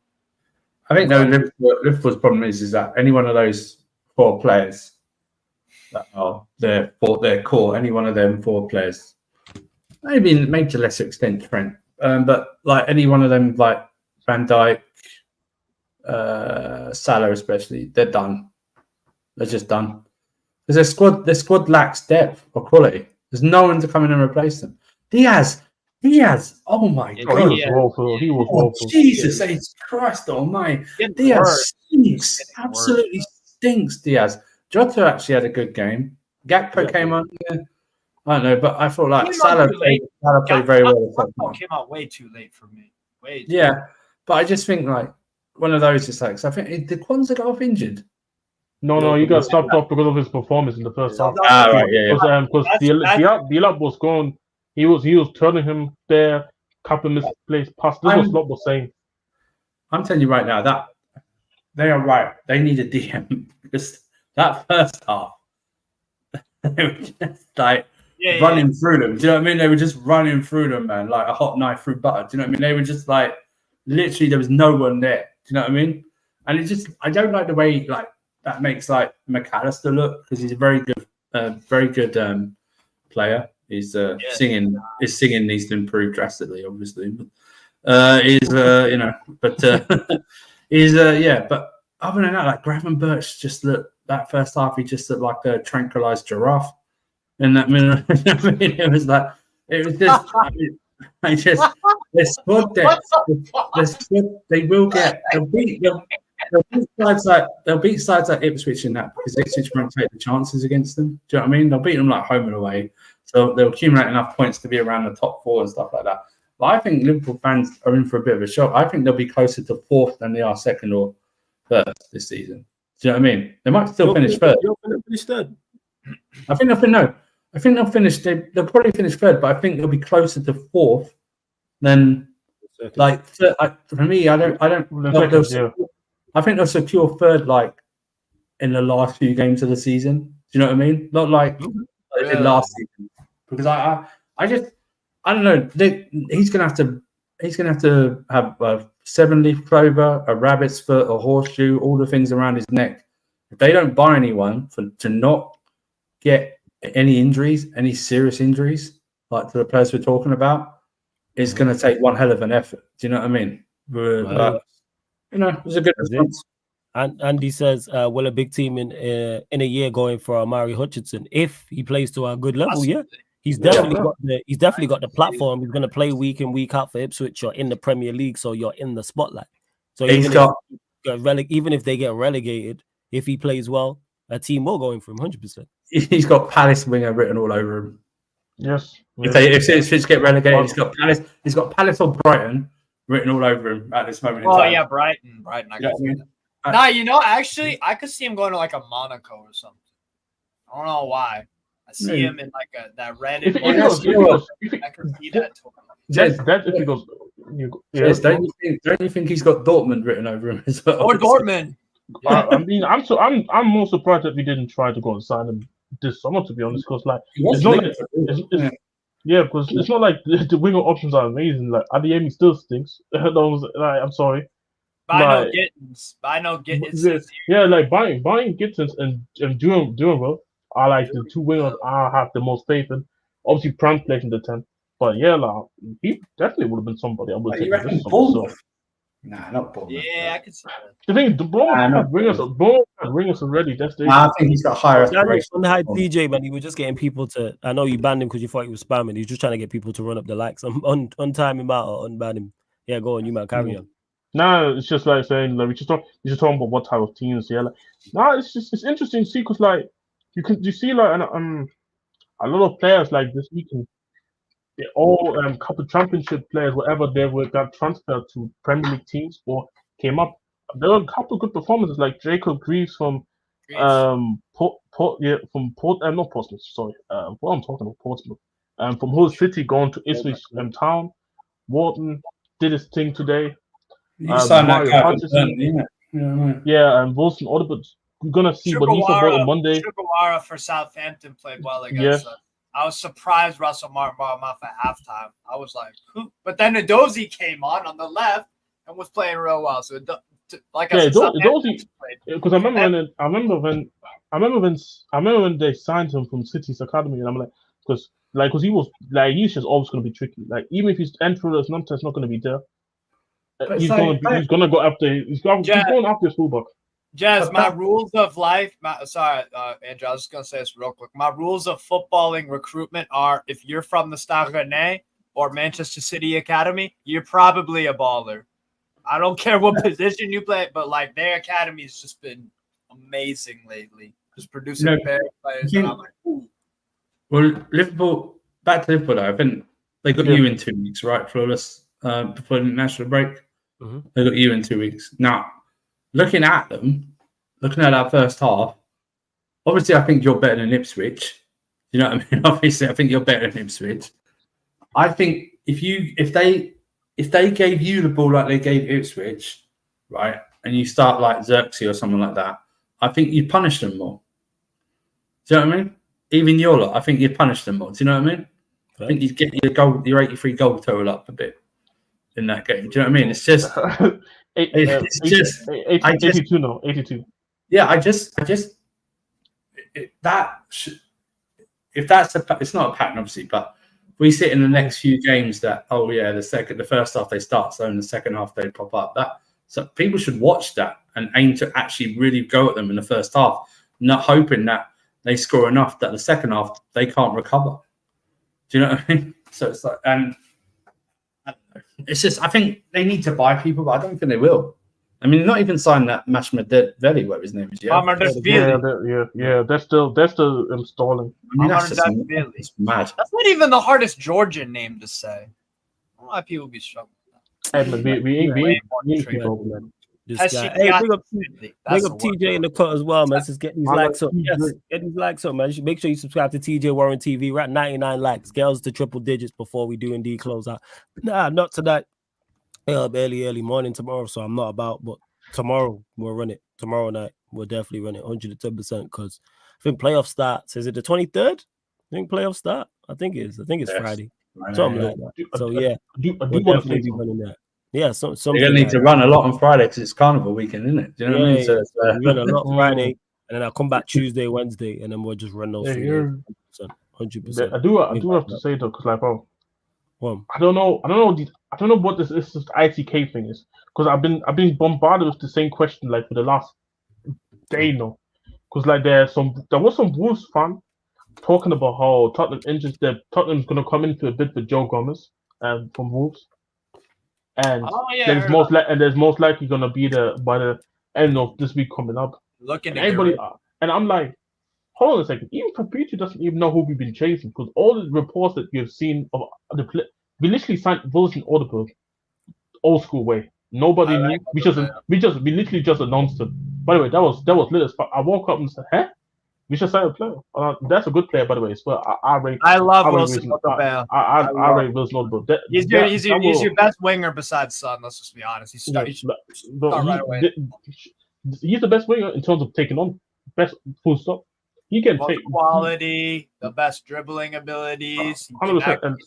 Agility, 2 feet. I heard as well for Burnley a couple of times he was playing central. So Madison, I'm just saying, man. Looking out, man. But actually, yeah, talking about Madison, we're playing Leicester. Yes, that's what I was going to go to, Jeff. Lovely segue. Thoughts on that. And there will be a watch along for that game on the playback as well, people. We'll start, 30 minutes before kickoff.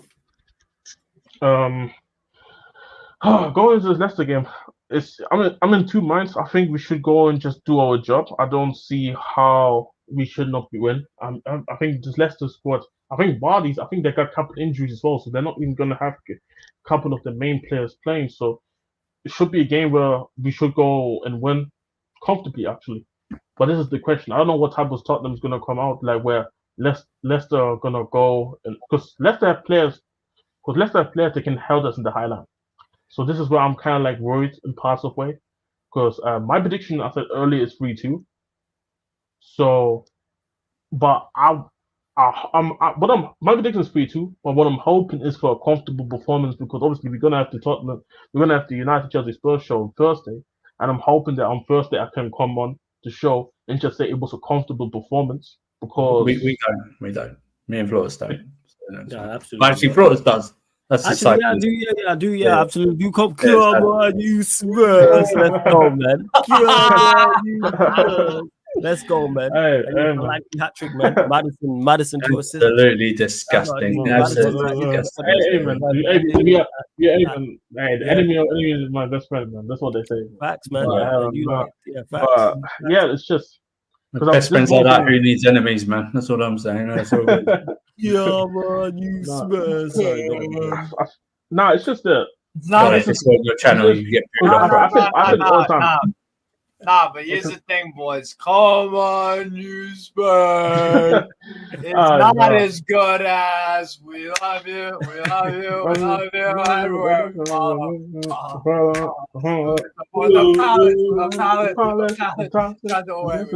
like it. We like it. I like it.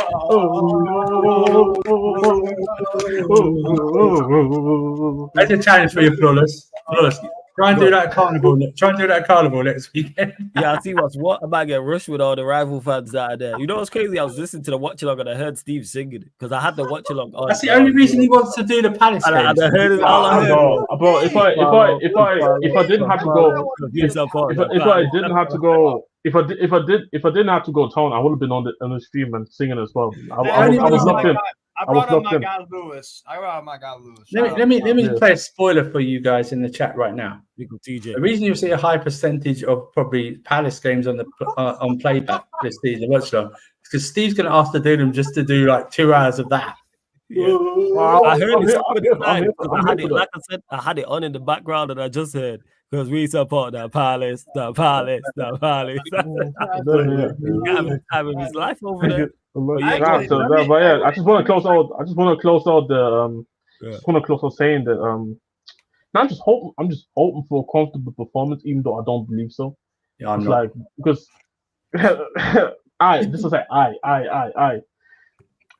So yeah, because I said this already. Because like for me, this season, even though with transfers, some people have question marks. My eyes is more on the managers because the second season, I want to see some sort of progression from the last season. I just don't want to see where we completely going backwards. And I feel like I said this already.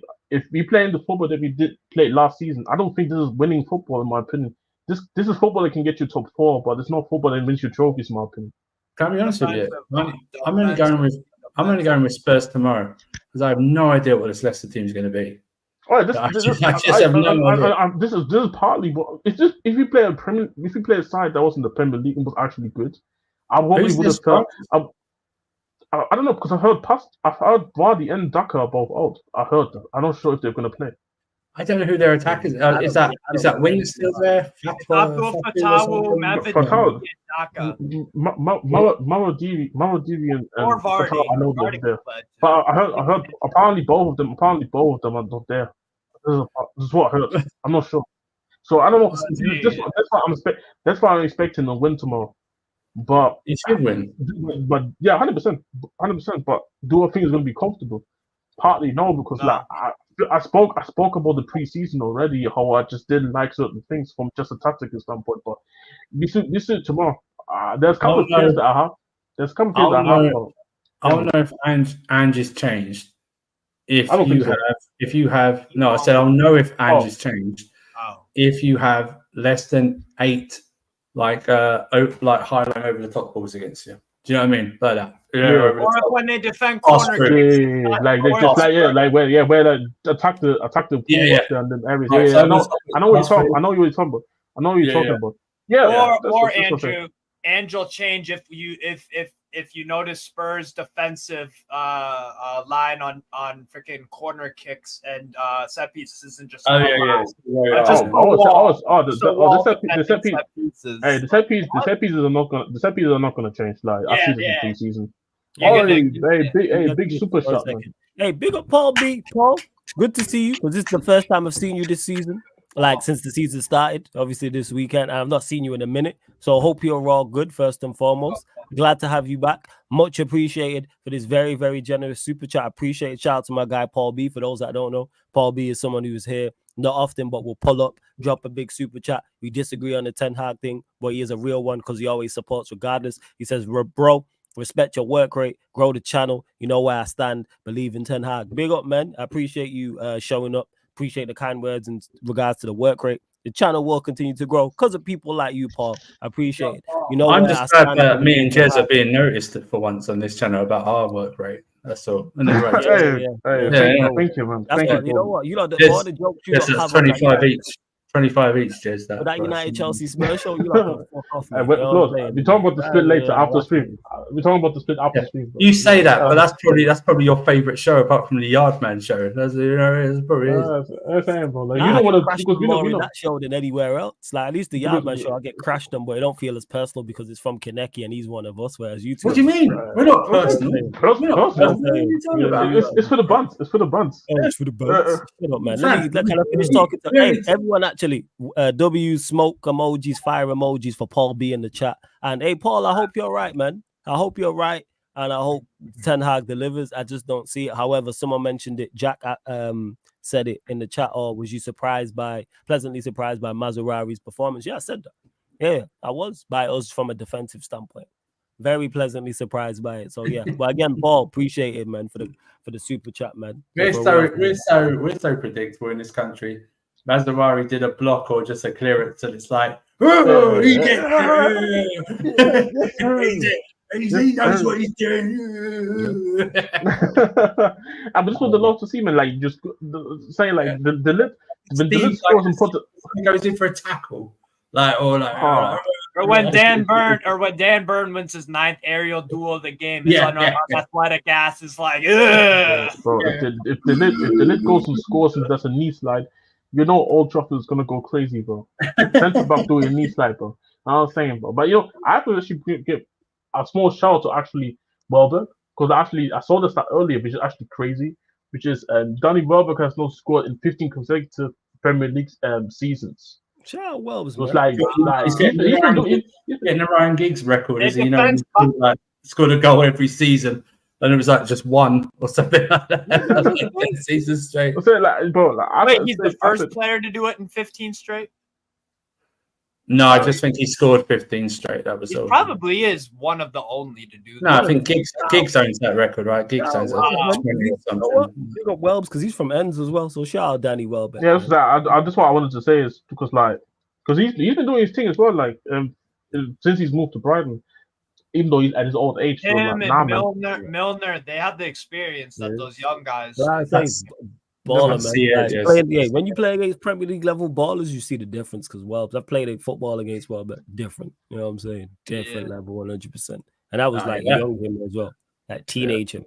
So never mind him like grown, like playing in the Premier League. But what if you played against him right now? Would you be really good? No, I wasn't good at it. You know what I'm saying? You're talking about Premier League veteran. Why did Manchester United make it look so tough against Fulham? I don't think we did, Andy. I think it's just a lack of quality. Again, I'll continue to say this. If anybody is surprised or shocked as a United fan or a rival fan about Manchester United's performance, more so going forward, three of our front four was Marcus Rashford, Mason Mount, and Bruno Fernandes. If you are expecting anything more than what you are seeing, that is your own mistake and own error. Let me repeat that. 3 of our front 4 was Marcus Rashford, Bruno Fernandes, and Mason Mount. Why was you expecting anything from our forward line? I don't get that whatsoever when you are talking 3 limited footballers. 3 extremely limited in my eyes. I heard Rashford was going to get double digit this season. Yeah, man. Just saying, double digit. I don't know, man. No. There's 7 Man United forwards that are going to get 10. Yeah. Even when Man City only had like 2 last year. Listen, there's still 37 games left to get 82 league goals, so it's fine. The road to 88, It's game week 1, man. Game week 1. Don't worry. Don't worry. No, it's a build. Like next week against Brighton, they'll probably score 3 or 4. Oh yeah, no. That's on a bad day. That's on a. Are you getting up for that game, Flawless? The lunchtime kickoff. Unfortunately, I have to. Yeah. Hey, I'll wake you up, Flaw. I'll call you up, Flaws. Don't worry. Yeah. Ring me beforehand, man. If I'm not awake. You guys playing Brighton next week? Yeah, with the early. Yes, lunchtime kickoff. That's a great test for. That's a great test for Man United. It's just 3 games in a row. You guys played Brighton second game of the season. Yeah, you seem to get them a lot. Like, wasn't it the first game? Was it the first game last year? We lost to them. No, that was the first game last year was Wolves 1-0. Yeah, it was last season was Wolves and then Brighton, and then the first season was. They beat Brighton away. They lost to Brighton at home, but beat them away last season. I swear. Yeah. Because I'm thinking because they gave United Brighton very early. This why I just tend to see. Is Marco Silva gonna be sacked first, even though he ain't been backed enough? I think it's too early to tell. Nah, it's way too early. It's way too early because the window's still not closed. They could still get in a couple players. He turned down Saudi. twice for staying for them. Do you know what I mean? That's loyalty right there. Do you know what I mean? Plus, he's not. Plus, for him, his contract states that he can only be fired if he's put through a flaming table off the top rope, AEW style. So he can only do that. So if that's not happening, then that's not happening. So the thing is, Fulham have been looking for a long ass time for 2 things: to stay in the Premier League consistently, which they've finally now done. Because remember, there was a few years, about 4 or 5 years ago, where it was like up, down, up, down, up, down. And they were going through managers and shit. They have both things now. A good manager, and they're going to be in the Prem next year, most likely. That's all the promoted teams so why would they? So why would Sadiq Khan mess with that when he hasn't really messed with it like that? It's not Sadiq Khan, it's Toney Khan. Sadiq Khan's the mayor. Toney Khan, freaking Chad. Toney Khan. Toney Khan. Fancy names, but he gets Toney and Sadiq wrong. How come you know what to do? Pronounce fucking Georgian names all over the frigging place. You know, it's like bloody hell. They're not basic. No, they're not basic. That's what I'm saying. We get the degree of difficulty. That's what we're saying. But no, about Fulham, they've been looking for years for those 2 things: be a consistent Prem team, stop being a yo-yo club, and a good manager to get that happen. They have both. So why would Khan mess with that? That's my logic behind it. They still have a decent enough team. I don't really. Actually, no. That's actually a question. That was a question I forgot to ask. Did you find a way that Tustin didn't start today for the Sofa? Or did you expect it for Fana Colwell? I don't know. I think with the way it was lining up, I think the rumors curve throughout the week it was going to be for Fana and Colwell. I'm like I said, I saw a bit of Tosin, and I think Tosin would come in more if we were going to do the inverting thing, but we didn't really do that today. We did it for about 5 minutes or so. I think Gusto did it, but we really didn't do the inverting thing today. So he might come in more like that. But Cucurella couldn't afford to invert because he's dealing with Savi. No, there's no, because you pay with orthodox wingers. That's the thing. He actually one of the only teams that play with orthodox wingers, not like inside forwards. So you can't really do the inverted thing because you just leave a major gap. Yeah. That's it. And shout out to Paul B for the super chat. Appreciate it. Says, boys, drop your channels. I support. God bless. Hey, big up for this super chat, Paul B. Steve's channel, the link's in the title, Paul. So you just click the link, Strasbourg Steve, and that's to everyone watching right now. Steve's channel is in the title. It's also underneath in the description and on every single live stream, not just this one or ones he's on. Also on the featured channel page as well. So go subscribe to Steve's channel. Roll to what for you, Steve? Roll to what? We need to get you to do roll to what? So I'm at 1,027. Okay, roll to 1,500. So we're trying to get him to 500,000 people. We're trying to get him to 1.5K, I should say. So go subscribe. There's over 300 of you lot in there. Subscribe to Strasbourg Steve, people. That's actually turn up the like, subscribe here. Roll to 13,000 subscribers here. And speaking of raids, big up Casually. Shout out my guy Marshall. Every single time. absolute real one. Even though we had Poch at his club and Poch has joined his national team. It's a national team too. No, crazy. Yeah, man, that is beautiful. But you But know what? I'm so shocked. I'm so shocked. I thought Poch was so good that he'd have all the clubs after him. Do you know what I mean? It was so good. I was told he's the third best manager in the league. Why is no one going for him this summer? You know, hey, you know what's crazy? I got told the same about Oli. You know what I'm saying? We look at him. Still can't get a job. I was told the same about Oli. I know, right? These guys, man, they're so good that no one wants. They're so good. I think what it is they're too good for everyone. Clubs are intimidated by them. That's what it is. Clubs are intimidated by them. You know what they're intimidated by? Their aura. That's it. Aura, that's what it is. Their aura is their aura. That's what it is.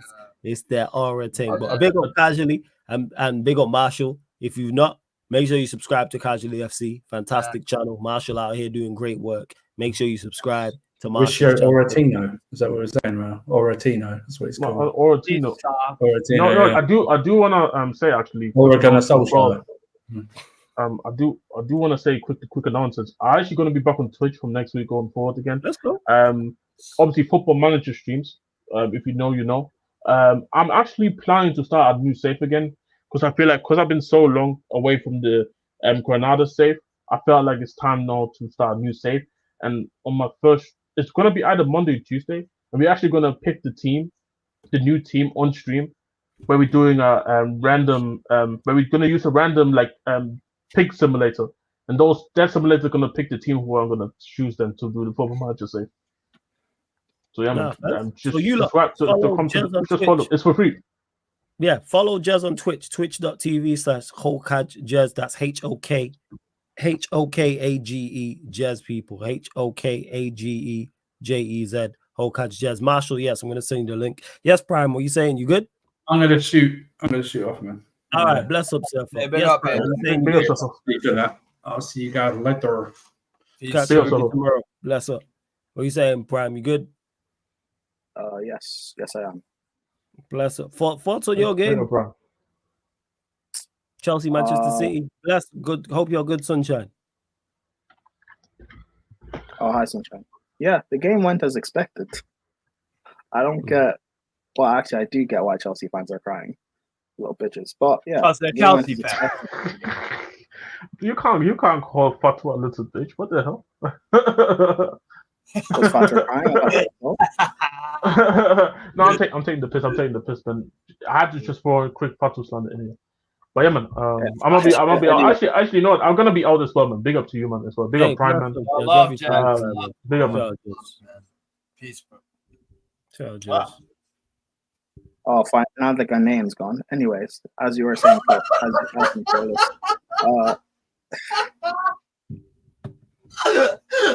Marshall just send it to you. Just send you the link. That's hilarious. You asked me about the Chelsea game. Yeah, Chelsea game went game. Exactly, I went exactly as expected. Like, I don't know. People were expecting us to lose. We lost, and then people still want to cry. Like, it's the first game under a new manager with players that, some are good, some we may have question marks on, and we're still trying to learn this very weird system up against, the bar, the standard in the league, the best manager in the league, with the best team, arguably, you could say the best team in the world. Mm-hmm. Like, fine, City tend to start the league slow, but even City in Gear 1 is still better than, 75% of teams in the world. And it showed today. I don't think City were that great, but the two mistakes Chelsea made, they were able to capitalize. As opposed to Chelsea, particularly in the second half, the mistakes City make, we didn't punish them for. There were times where Ederson was just playing the ball along the goal line that we didn't press and punish them.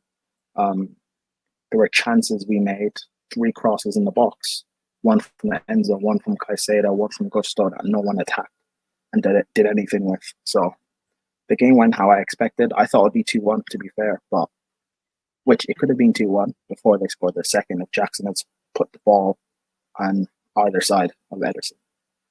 But it is what it is. We move on. You're not going to play Man City every week. You're not going to play a team of that caliber every week. Like, the only other team of that level is Real Madrid in this league, maybe you could Okay. argue Arsenal or Aston Villa in terms of quality, but whatever. We'll be fine. Yeah. We'll play Wolves next week. We'll beat them, and then No, that's Oh, fair. what's up, Marsh? Marshall in the call as well. Yes, Marshall. What are you telling me, man? You good?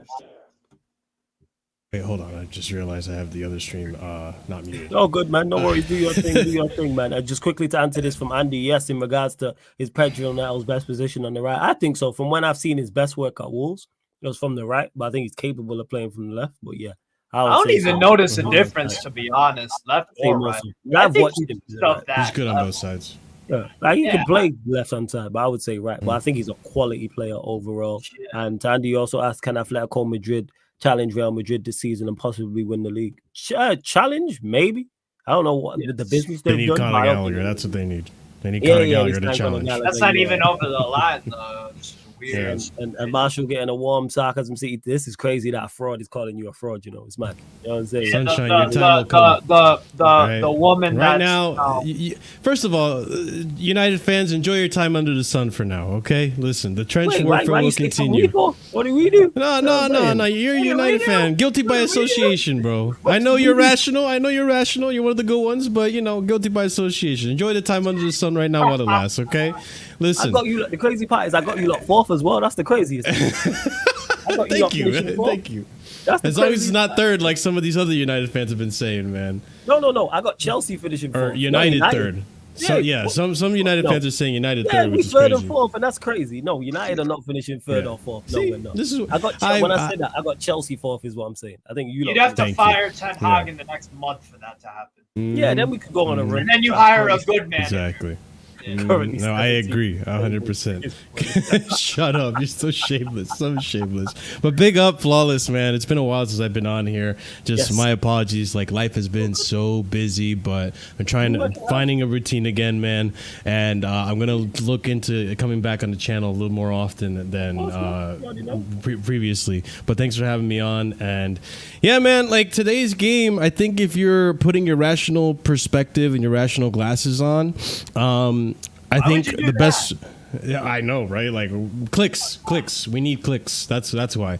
But I think if you're being rational about today's game and performance, then I guess a good way to summarize it in a short, concise manner is that Chelsea had opportunities, need to be more clinical up front, and need to play better in the box, and we need to be more awake in defense. Like both goals, you look at Levi Colwill just intimidated by Kovacic, just not moving, frozen shut, just watching him come at him, pause. And he gets all that space. He gets all that space for the goal. Hey yo, And then in the first goal, Wesley Fofana just putting Bernardo Silva onside, being way too far apart from him as well. Colwill is on Haaland like he's supposed to be, which me and Prime just had a whole disagreement on this on my channel. But you have Levi Colwill who's tight man to man with Erling Haaland so that he doesn't get the pass from Doku. And then Bernardo Silva, like the player he is, like this is the guy that will make some incredible passes, world class type player, and in his time or when he's on fire, right? And that touch, that's like. Bernardo Silva gives you that touch that gets the ball to Erling Haaland, and then he goes through to score. If Fofana is closer to him, maybe he doesn't get that touch as cleanly. Maybe he intercepts it. Again, I think it's growing pains. These players need to understand the system more. They need to know where to be and be more awake. Like Fofana, first Premier League match since the season prior to the last. Yeah, he's been out for a while. It's a long ass time to be out of the game. He needs to be more match sharpness. I think Levi Colwill too. One of the things that we're not seeing for Levi Colwill is his ball playing center back that everyone was touting so highly from the Brighton days, right? Not seeing that from Levi Colwill. And again, in moments where he needs to step up, this guy was frozen to Kovacic, which, by the way, Kovacic, phenomenal performance. Easily man of the match. Easy man of the match. Like we saw, like the type of Kovacic's performance that Chelsea fans were used to when he was at his best. But back then we criticized him, but now we're praising him. Typical Chelsea reaction, but it is what it is. But I mean, what you guys think of the game overall? Like, did I sum it up pretty well? Like, do you guys agree? You summed it up pretty much. Go on, Steve. I've already given my thoughts, but we'll give them again. Go on, Steve. You give your thoughts quickly. I'll give mine before we close out. You lot get your final few questions in as well, please, in the chat. Nero, big up. Daryl, I see you. Big up as well. Large up everyone else also. Yeah, go on, Steve. Yeah, no. I was mainly watching the Strasbourg game, but I did. You know me. I got 7 fucking screens, so I pay attention to everything. But real bro. I thought Savio was very good. I agree with you guys. Like Kovacic, man of the match. Whenever I saw him, he was muscling someone off the ball, making smart decisions, smart passes. Just he looked like a player that didn't feel the pressure of having to replace Rodri. He just played like Kovacic, and playing like Kovacic at his best isn't actually that far off of Rodri because Kovacic is a super footballer. But it is a little bit of a drop off from a Rodri. So I just thought he was excellent. I thought you had Man City at times really defensively. Like I saw Diaz like sliding around like crazy sometimes, or Anderson needed to claim a cross and jump through a few guys. So I thought Nkunku on the left was looking pretty good, but they would just come up with those clutch blocks, City. They would just come up with those clutch blocks. I think the Haaland one is that's just what this guy's been doing his whole damn career, from Norway to England. Cucurell's going to have to hold that L, by the way, though.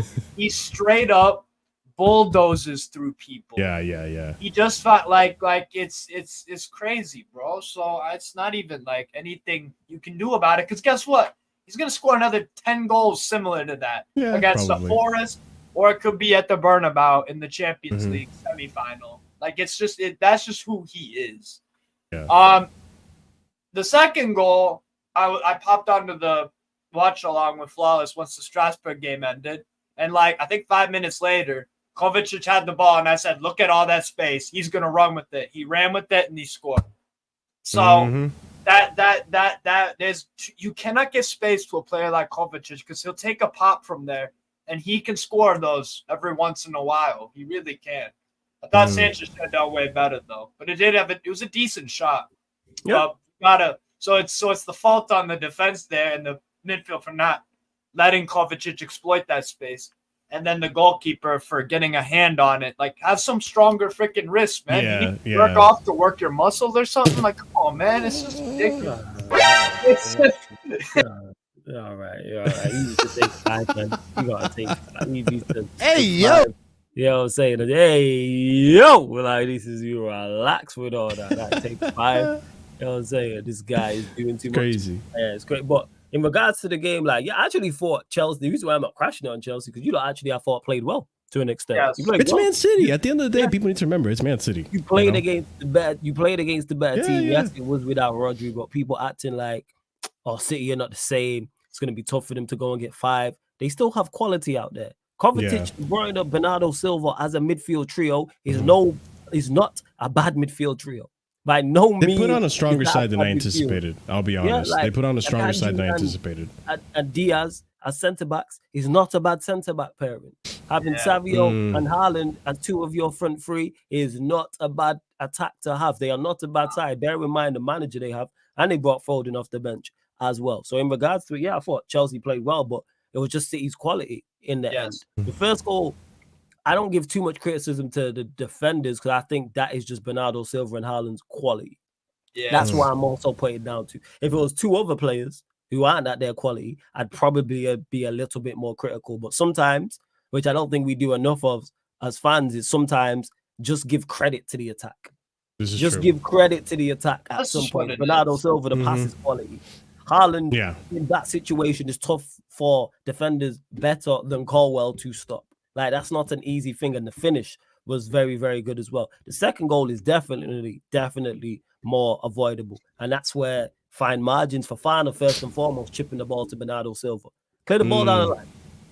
Clear the ball down. Why are you trying to chip it? And then once it's gone there, Caicedo's not been booked. Bring him down. And then what worse is Enzo, you've seen him bypass Caicedo. So you're already at a situation. You've not been booked, I don't think, at this point. Bring him down, take the yellow card. They don't do that. Then the shot, you could argue potentially that Sanchez should do better with it. I need to see it again because it didn't look like the most powerful shot. However, sometimes, again, you just got to give credit to the attack because I think he's expecting him to go far post. And because he's whipped it near post, it's kind of half caught him out. But I don't put that mostly on Sanchez because he shouldn't got to that. There's 3 mistakes before him. It's like I'm talking about Manchester United last season when I'm talking about goals. 3 players have made worse mistakes before him. Like I say, the Fofana one, the Caicedo one, and the Enzo one.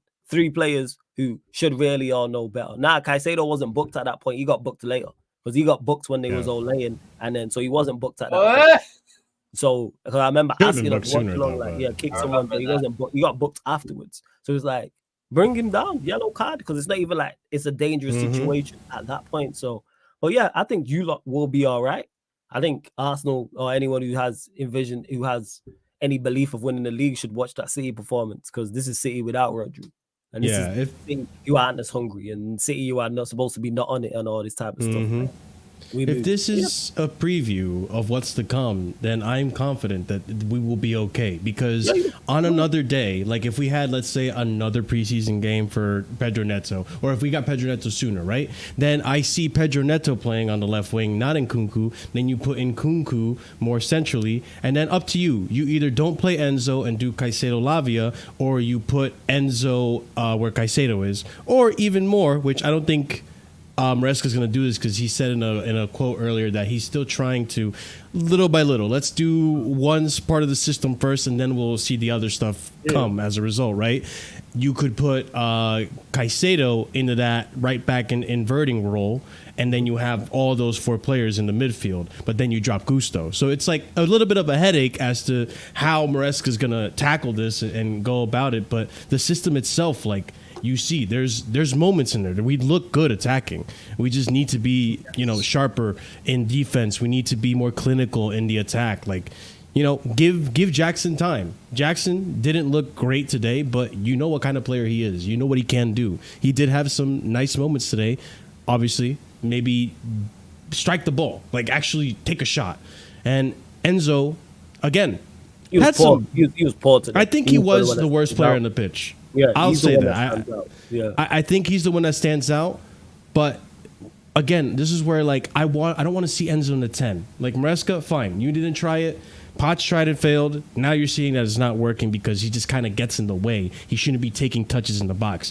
What he's good for is those line-breaking passes, which we saw. Like the one-touch line-breaking pass to Gusto. Gusto doesn't get across. And so on and so forth, like those through balls. Like he's good for that. That's why play him more as an 8. Don't have him drift up in the attack and do touches in the box. He's not that guy. So, again, I think there's tweaking to be done. There's experimenting to figure out. We play on Thursday again. There will be some players that, we're trying to catch up with fitness. There will be a little bit more experimenting as well. But you got to start refining this system. Defense need to be more focused. And I think we'll be okay. Like, I'm confident that we can get a result in the next 2 games. We got Conference League on Thursday. Servette, and then we have Wolves right after that. Wolves away. So, I think Wolves will be okay. That'll be a tough one. I wouldn't be surprised if that's a draw because this kind of fit, like you said, it's the manager's at that point 3rd competitive game in his Chelsea career. I wouldn't be surprised if you go away there to Wolves, who played well against you guys, albeit that was under Poch. You had different signings. I wouldn't be surprised if it would be a draw or something. But I think the performance will be at a better level. I just think the finish depends if he plays Jackson or not. Depends if he plays Nkunku here. But on a real note, like I wouldn't be surprised if you drew with Wolves away because that is tricky. That's a tricky place to go because It is. Like, I never want to underestimate Wolves because Wolves have always seemed to be like a thorn in our side when it comes to any season of Chelsea. They always seem to have some influence in like a big game for Chelsea, and it's always annoying. But I think based on what I saw today, they didn't play that bad versus Arsenal. No, they just didn't. They just again. You know what was their problem against Arsenal? Just that lack of quality going forward. Again, they just lack so much. All over the pitch, like they looked like a mid-table team. That's what they look like. They look like they gave their all. They were organized, but just didn't really offer too much. To Andy, who says is Kovacic a very underrated player who always scores bangers. He's a good player. 100. Oh, he's sick. Yeah. He's He He one of doesn't my- always score bangers, but he's a solid player, man. Yeah. He's a good Very player. Like good. in regards to, you can see why. As soon as he went to City, I understood why. He ain't gonna play Yes. week in, week out, but it's for games like this. Technically, he's press resistant as a motherfucker.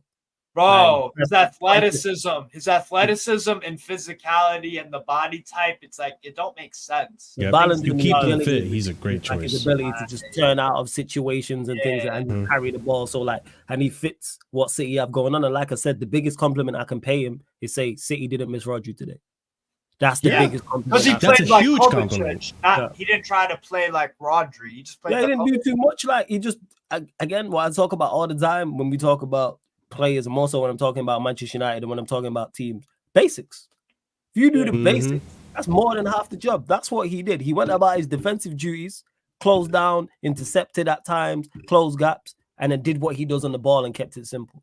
I wasn't trying to play 60, 70-yard balls and stuff like that. He was carrying the ball, and then he was playing short passes, and even the goal, which was deserved as well for his performance also. So yeah, like Kovacic, good player, and you can see why City are going to utilize him 100%. And yes, Boobs, I answered this about should Sanchez have saved the second potentially, but like I say, his mistake before that. And to Warrior J, yes, back again is tomorrow. Back again tomorrow, 1 p.m. UK time. And Casually FC Marshall's channel should be in the title, so refresh and check that. But it's underneath in the Big up, description appreciate it, anyway. man.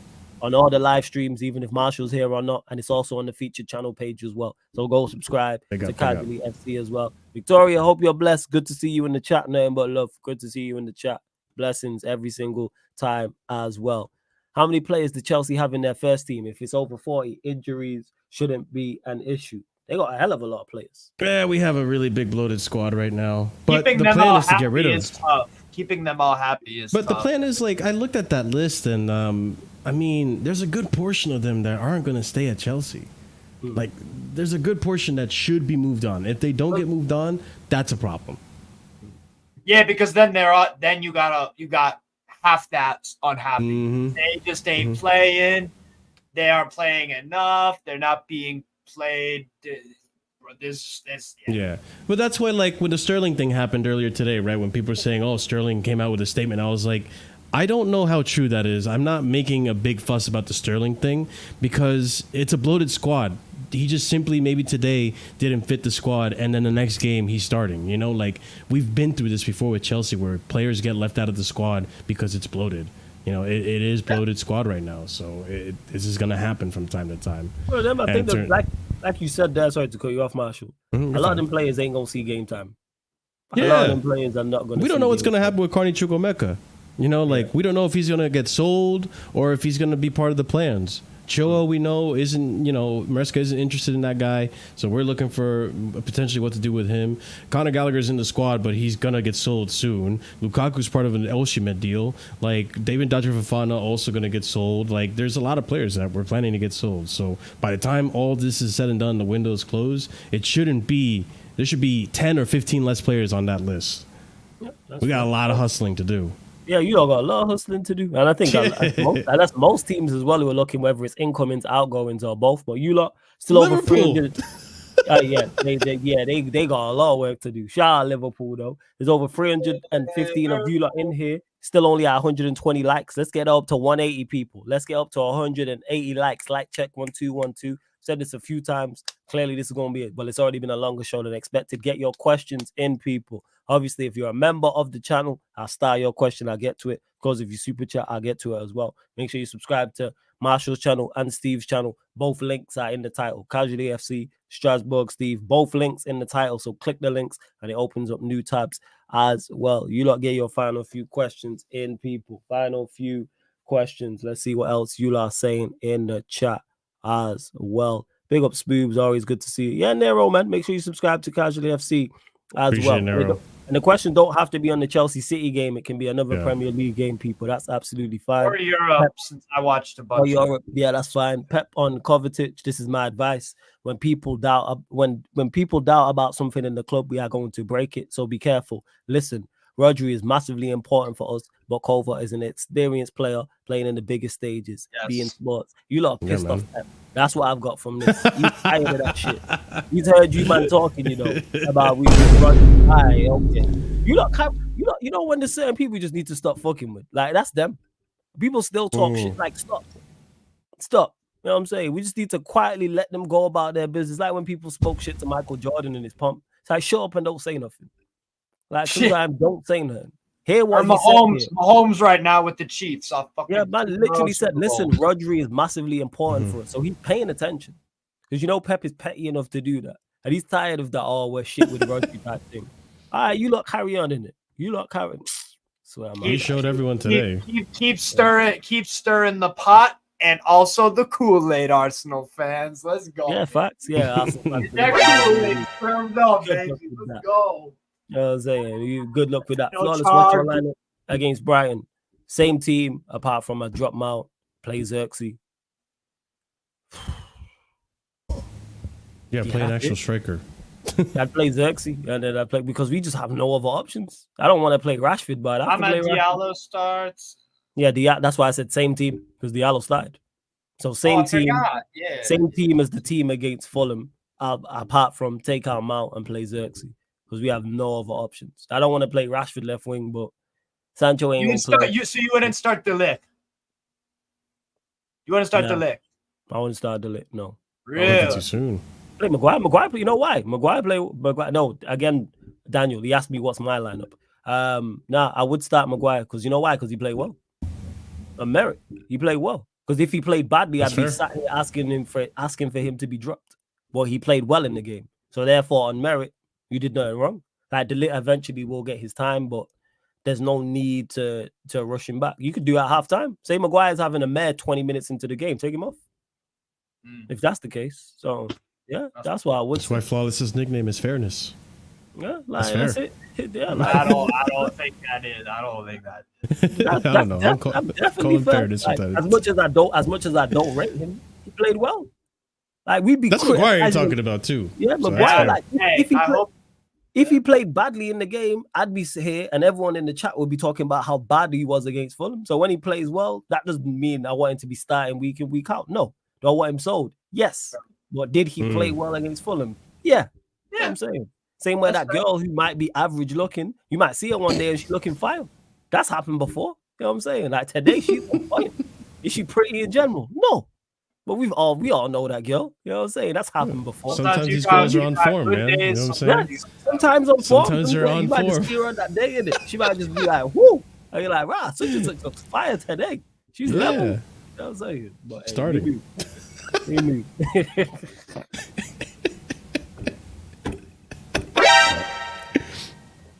Hey, that took me off. That cut me off. That's what I'm here to do. Caught me off guard. But yeah, like I said, yeah, he played well. Now, don't get mistaken, Victoria. I'm not saying that he's been well. He's played well for Manchester United. I'm just saying again, people can't look at it nuance. Did he play well in the game against Fulham? Yes, he played well in the game against Fulham. So therefore, he should keep his place against Fulham. Especially because De Ligt is probably not going to be up to speed just yet anyway. They don't need to rush him back. Now, Liverpool game, play De Ligt. Yeah, I agree. Wait, why? What if he plays well versus Brighton? Look at the attack. Sorry, you got to sit down. Look at the attack. It's different. Look at their attack. The pace in their attack. Brighton got a good attack, though. But it's not Liverpool's attack, is it? No, it's not. That's my point. No, but they coming off. I'm not trying to see him against Jota. I'm not trying to see him against Salah. I ain't trying to even a Diaz or a Nunes. No, just get beat on pace. Just from a pace aspect. With the way Brighton were playing, though, I wouldn't want to see Maguire against who? Against Mitoma. With the way Mitoma was playing against Everton, if he's against Mitoma, you know what? That means Mazzarari's not doing his job because he shouldn't be isolated unless they play Mitoma central. Which I don't think they'll do. No, you don't play central. So that's what I'm saying. So like if Maguire's one-on-one with Mitoma, I'm asking what happened. That should never be a good thing. Point. That's not on Maguire. That's on the team. Yo, where's Mazzarari is the first question I'm asking. Why wasn't you there? So yeah, even if he does play well, of course, yeah, it's on merit, but sometimes you just can't be silly. And it's like him playing against a Jota or a Salah or Nunes or just Liverpool in general. It's like it's not the way forward. Because how I look at it, Now, I'm not saying Maguire's as bad as Michael Keane because Michael Keane is like next levels of just garbage defender. But like Hutzela specifically targeted straight through the gut, and they would attack not Tarkowski's side, Keane's side. They would get the wingers in like Minte and they would literally drive central, and then Welbeck, like they were killing them at one point. So that's what I'm saying with the Maguire thing. Because Brighton will target Maguire as a center back if you play him. That's the thing that's true. I worry about. No, that's true. And like I said, if they do target him, help him. If we have the same defensive structure, he shouldn't be isolated. If the defensive, if we're doing what we're supposed to be doing, he shouldn't be one-on-one. But like I said, that ties into it. That's why, again, would I sell him today? Yes, 100%. But I'm not going to sit here and say, I don't run agendas. I'm like, all right, he played now. He's because I don't rate him as a player means he played bad. No, he played well in the game. Like people talking about the counter attack they had, and Pereira, the pass was shocking. Don't get misunderstood, but he still had to be there and position himself to intercept that. If that was Lit or that was Martinez, we'd be raving about it. If that was one of those, because they're on that was Maserati, we'd be raving about it. But because it's Maguire, it's true. People just don't want to give him his credit for it. It's like, all right, like. Okay, like I have nothing against him. I just don't rate him as a player, but there's no agenda. And hey, big up Jacob as well, man. You lot, make sure you subscribe to United America as well, man. Why is Jacob on your face, Marshall? What did I miss? Listen, he's a Spurs fan. I'm a Chelsea fan. It's just we collide. Okay. But Flawless, isn't there a difference you think between agenda and preference based off what you've seen for years from a certain player? Yeah, absolutely. But people will tell you that he didn't play well. So it's kind of like, which I think is just plain wrong. If you say he didn't play well in that game, he played a good game, especially for Maguire standards. He was a 6.5, 7 out of 10. Like, cool. Like, I don't need, and again, it ties back into what I was just saying about the basics. That's what he did. Yeah, he did the basics, and that's all I need you to do. I don't need my center half to be exceptional. My center halves are playing a 9, 10 out of 10. Something went wrong. That means you've had lots to do, which is not a good thing. Same way, if it's like your goalkeeper be a man of the match, bad sign. You don't even want to notice your goalkeeper. So that's what I'll look at. But yeah, we'll see. But if someone said to go further the question, like, oh, play the lit, cool. I'm not against that whatsoever. Yeah. Not against it. Because I like when he get one. Yeah, for real. Yes, the live it. Yes, and everyone in the chat, please hit the subscribe button, like, comment. Also, thank you for supporting the channel. For real, you lot. Over 100. I mean, still over 300 of you lot in there. Only 126 likes. Get that to 150 people.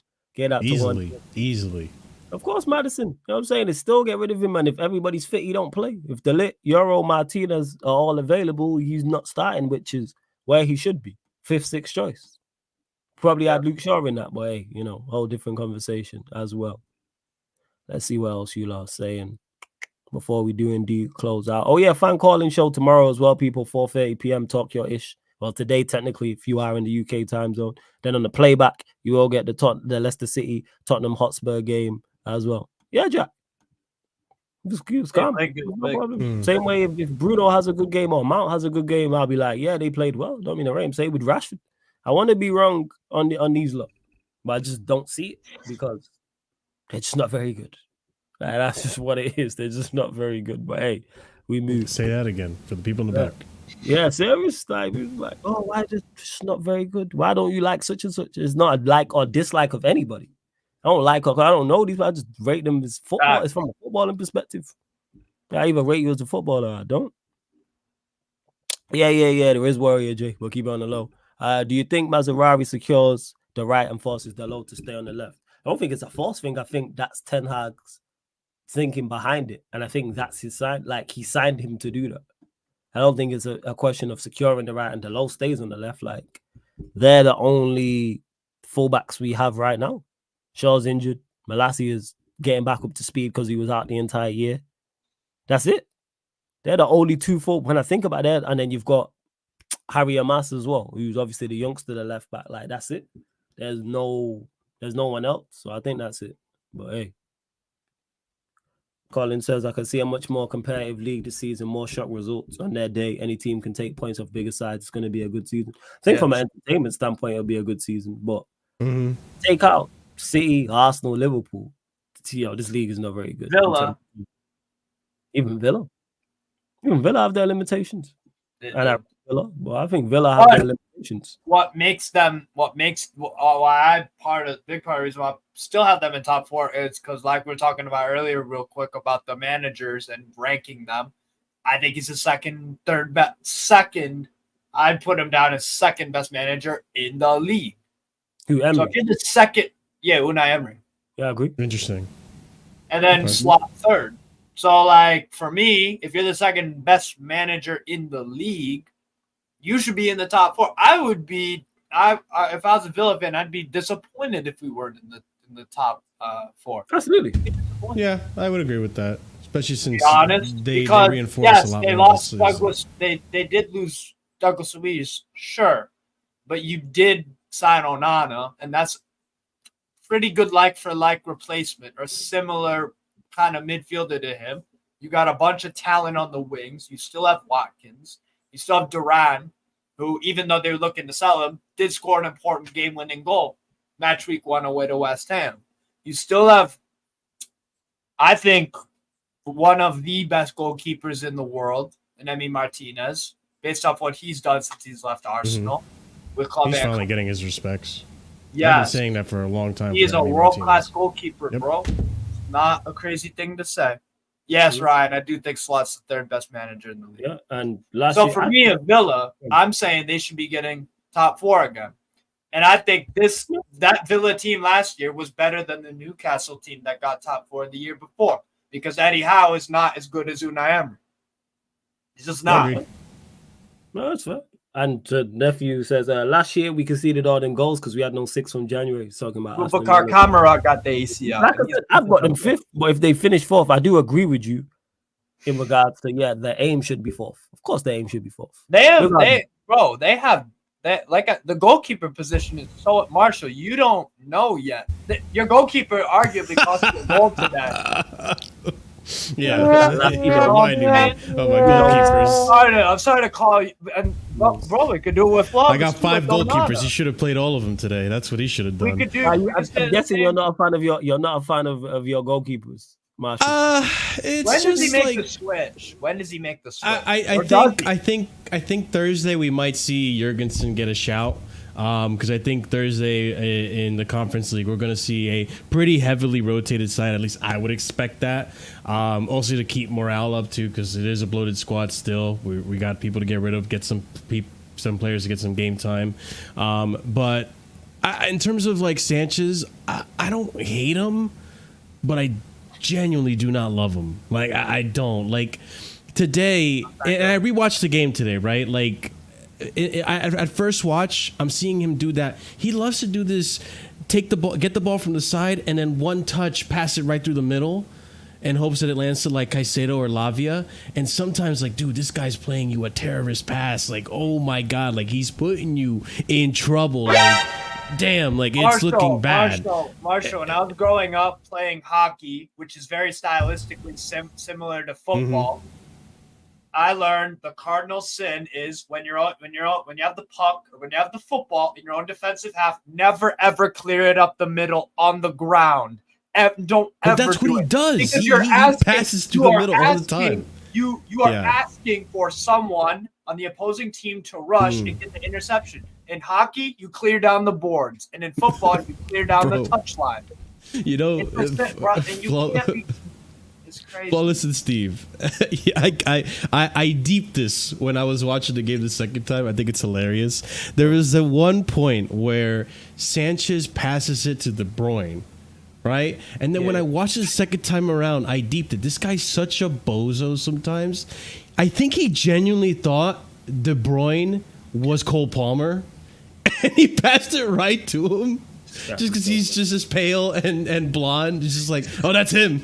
Like, doesn't realize he's wearing a fucking City kit. Because De Bruyne was just standing there. De Bruyne didn't really move for that pass. He just, okay, cool.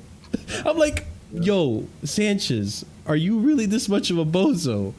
So, like, again, he has these moments, but then sometimes, like, he has good saves. Like, he's good at shot stopping. There's no denying that. Like, he's got good shot stopping ability.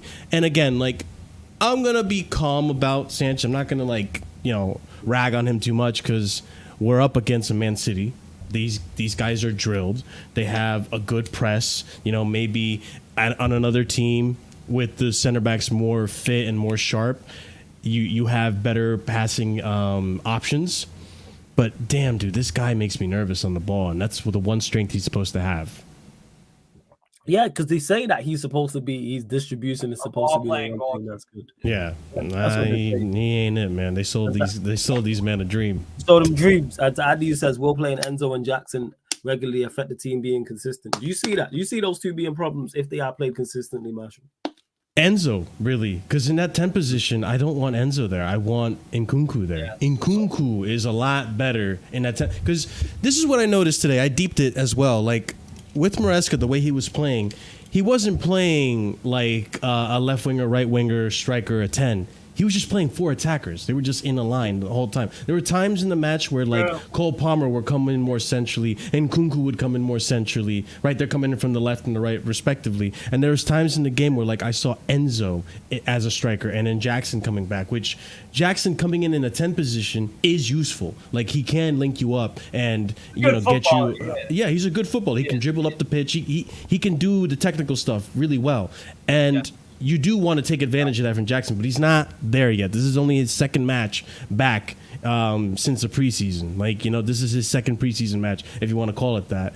But Enzo's also not the type of guy to take the touches and quick little 1-2 pass type of play in the box, which is why today I'd rather him have been deeper, playing those cut through the field cut through the team type of passes. And listen, I prefer not to speak. I prefer really not to speak. If I speak, I am in big trouble. Especially with Enzo right now, because all eyes are on this guy, right? Yeah. But I think in a normal circumstance, if a Pedro Neto is fit or Sterling is I guess, used in that circumstance, then you see an Nkunku in the 10th position going up and down, transitioning with Jackson for a striker in 10. I think that works perfectly well. And big up to Comrade, says big up the panel. Been ages since I caught you live, flawless. Hey, appreciated, Comrade, man. Good to see you in the chat. It has been a minute, but big up every single time. And I seen Victoria say in the chat she needs a glass of wine, but she a Leeds fan. Go get a glass of wine. You know what I'm saying? Like, being a Leeds. And also go get a player. Struggling in the championship, people. Yeah, go on. I was just gonna say to Leeds. I was just gonna say to Toria, Leeds, them, bro. Y'all are gonna have a rough ass season. Your whole transfer strategy of sell everyone and buy none. It's not a good one to get promoted. I'll be real. It's all about live stream. That's funny. What? I'm not toxic. I'm not fucking. Toxic's the wrong word. You are crazy. Like, sometimes the play gets to you on live stream and breaks down. Yeah, that's what it is. You be turning the ball over at times. I said the ball will get to you on a live stream. So the conversation will get to you on the live stream and break down because you'll say some wild shit. Like you mentioned about Sanchez when we was talking about him not saving the shot. Prime example. Yeah. You forgot what you said. His forearm strength. You really forgot what he said. This guy forgot what he said, man. You know what I'm saying? Always playing these big games. But big old time. I make impressions on people. I don't know. Nah, it wasn't no impression, mate. It wasn't no impression. It was because you remembered it. It was an impression because you remembered it. Yeah. Nah, I remembered it because it was like 5 minutes ago. But yeah, sure. All right. It's an image I didn't want to see. Yeah, whatever you say. But all right, anyways, we go close out the show. Love to everyone that's locked in. Let me know who's live, people. Is there anyone else who is indeed live or redirect? If not, I'm just going to send all of you lot to the fan calling show tomorrow. Let me know if anyone is indeed live. Steve, you going live after this? Nah, I'm going to work after this. Oh, see, okay, cool. I was just checking. checking. I do got some. I do got some. Let them know what you got coming up, where they can find you, all that good stuff. Yeah. No, Strasbourg, Steve. I just be doing watch along. So I did 4 today and like 5 on Saturday. Monday, I've got 2 Serie A ones. It's Lecce, Atalanta, and then Juve, Como. Tuesday, it's Champions League playoff round. So it'll be Lille versus Slavia Praha. Wednesday, it's going to be, I want to say it's BSC Young Boys, Galatasaray. Thursday, not sure yet what I'm gonna do, and then Friday, Leverkusen, Borussia Mönchengladbach. Saturday, I forget what I'm doing, to be honest, but that's what I got coming up. There you go. Strasbourg, Steve, links in the title. Marshall, always good chopping up with you. Where can they find you? All that good Of course, stuff. man. Casually FC on YouTube, my friends, and on Twitter. Listen, we're getting closer to 3K. Finally, a milestone I've been trying to hit for a hot minute. A lot of big, 3K, man. a lot of big things happening at Casually FC. Big changes and big surprises. But I'm waiting till hit that 3K. Obviously, we're gonna do the 3K celebration stream. That's a given. But like big things to come for the channel, especially this season. I have a lot of ideas and a lot of things happening. Ayo is right, because that's exactly what's gonna happen. It's gonna be sensational. I'm telling you, we're gonna have a good season here at Chelsea and at Casually FC. So I'm looking forward to it. So help me get to 3K, please. Yo, make sure let's get Marshall to 3K. Subscribe, Casually FC. Again, links in the title. Strasbourg, Steve, roll Less to than 1.5K. 70 away. Get him there. Yo, less than 70. There's over 280 of you lot. Go subscribe to his channel, man. And to Sunshine, no pro clubs tonight. No pro clubs tonight. But we'll be back tomorrow on the playback with pro clubs. These two might be going to the club tonight, but not me. I'm a working man, you know? That is such a dad joke. That is woeful. What? Oh, Nah. my God, yo. You ain't I don't know why even it was a dad joke. I was asking going to the club. that is woeful. You ain't even a dad. I can't even give you that. I'll give you a blind. Thank You know what fuck, I'm saying? bro. What's wrong with this guy, man? Should I become one? Should I become? You want a mini Steve running around the world? No, we know. Last thing we need Why is a not? mini you. That is fact. Alright, We I'm do gonna make not it need a happen. mini Don't you. worry, I got We that. do not need a mini you. No, not? we don't. I No, need not in the slightest. Nah, one of you is enough. That's what I'd say. One of you running around in the content creator space is enough. It is. So now, no This is clubs true. but tonight. But today, people, 4:30 p.m. UK time, back live here on the YouTube channel. The soundboard is elite. 4:30 p.m. UK. Talk Your Ish, the fan call-in show. Open for anybody to call in. So it doesn't matter who you support. Doesn't matter where you're calling in from, people. So that'll be live tonight. Today, sorry. And then they'll be live 7:30 p.m. UK time for the Leicester City Tottenham game. Leicester City Tottenham. That'll be live on the playback, though. You lot, there's over 250 of you lot in here. Go and follow the playback, Sarcasm City TV. Road to 600 followers over there. Subscribe to the YouTube channel. Road to 13K on here. And don't forget, this show, all the other shows on the channel are available on audio-only platforms as well. So Spotify, iTunes, SoundCloud, etc., etc. But yes, big up to everyone that is locked in. I think, Colin, big up to you as well. I think Ahmed is still actually live. What is he waffling about? But we're gonna send you What's he tweaking about? 258. You know, he's probably over there panicking because you got lost, thinking you're gonna get relegated. So yeah, we're Maybe. going. Haven't heard from him. Yeah. But large up everyone that has been tapped in. This has been the Sarcasm City Sports Q&A. Oh, actually, before I go again, big up Not to even Paul B. that.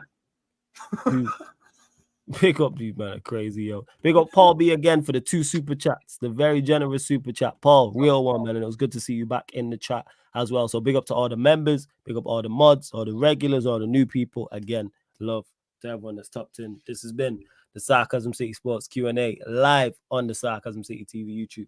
Big up.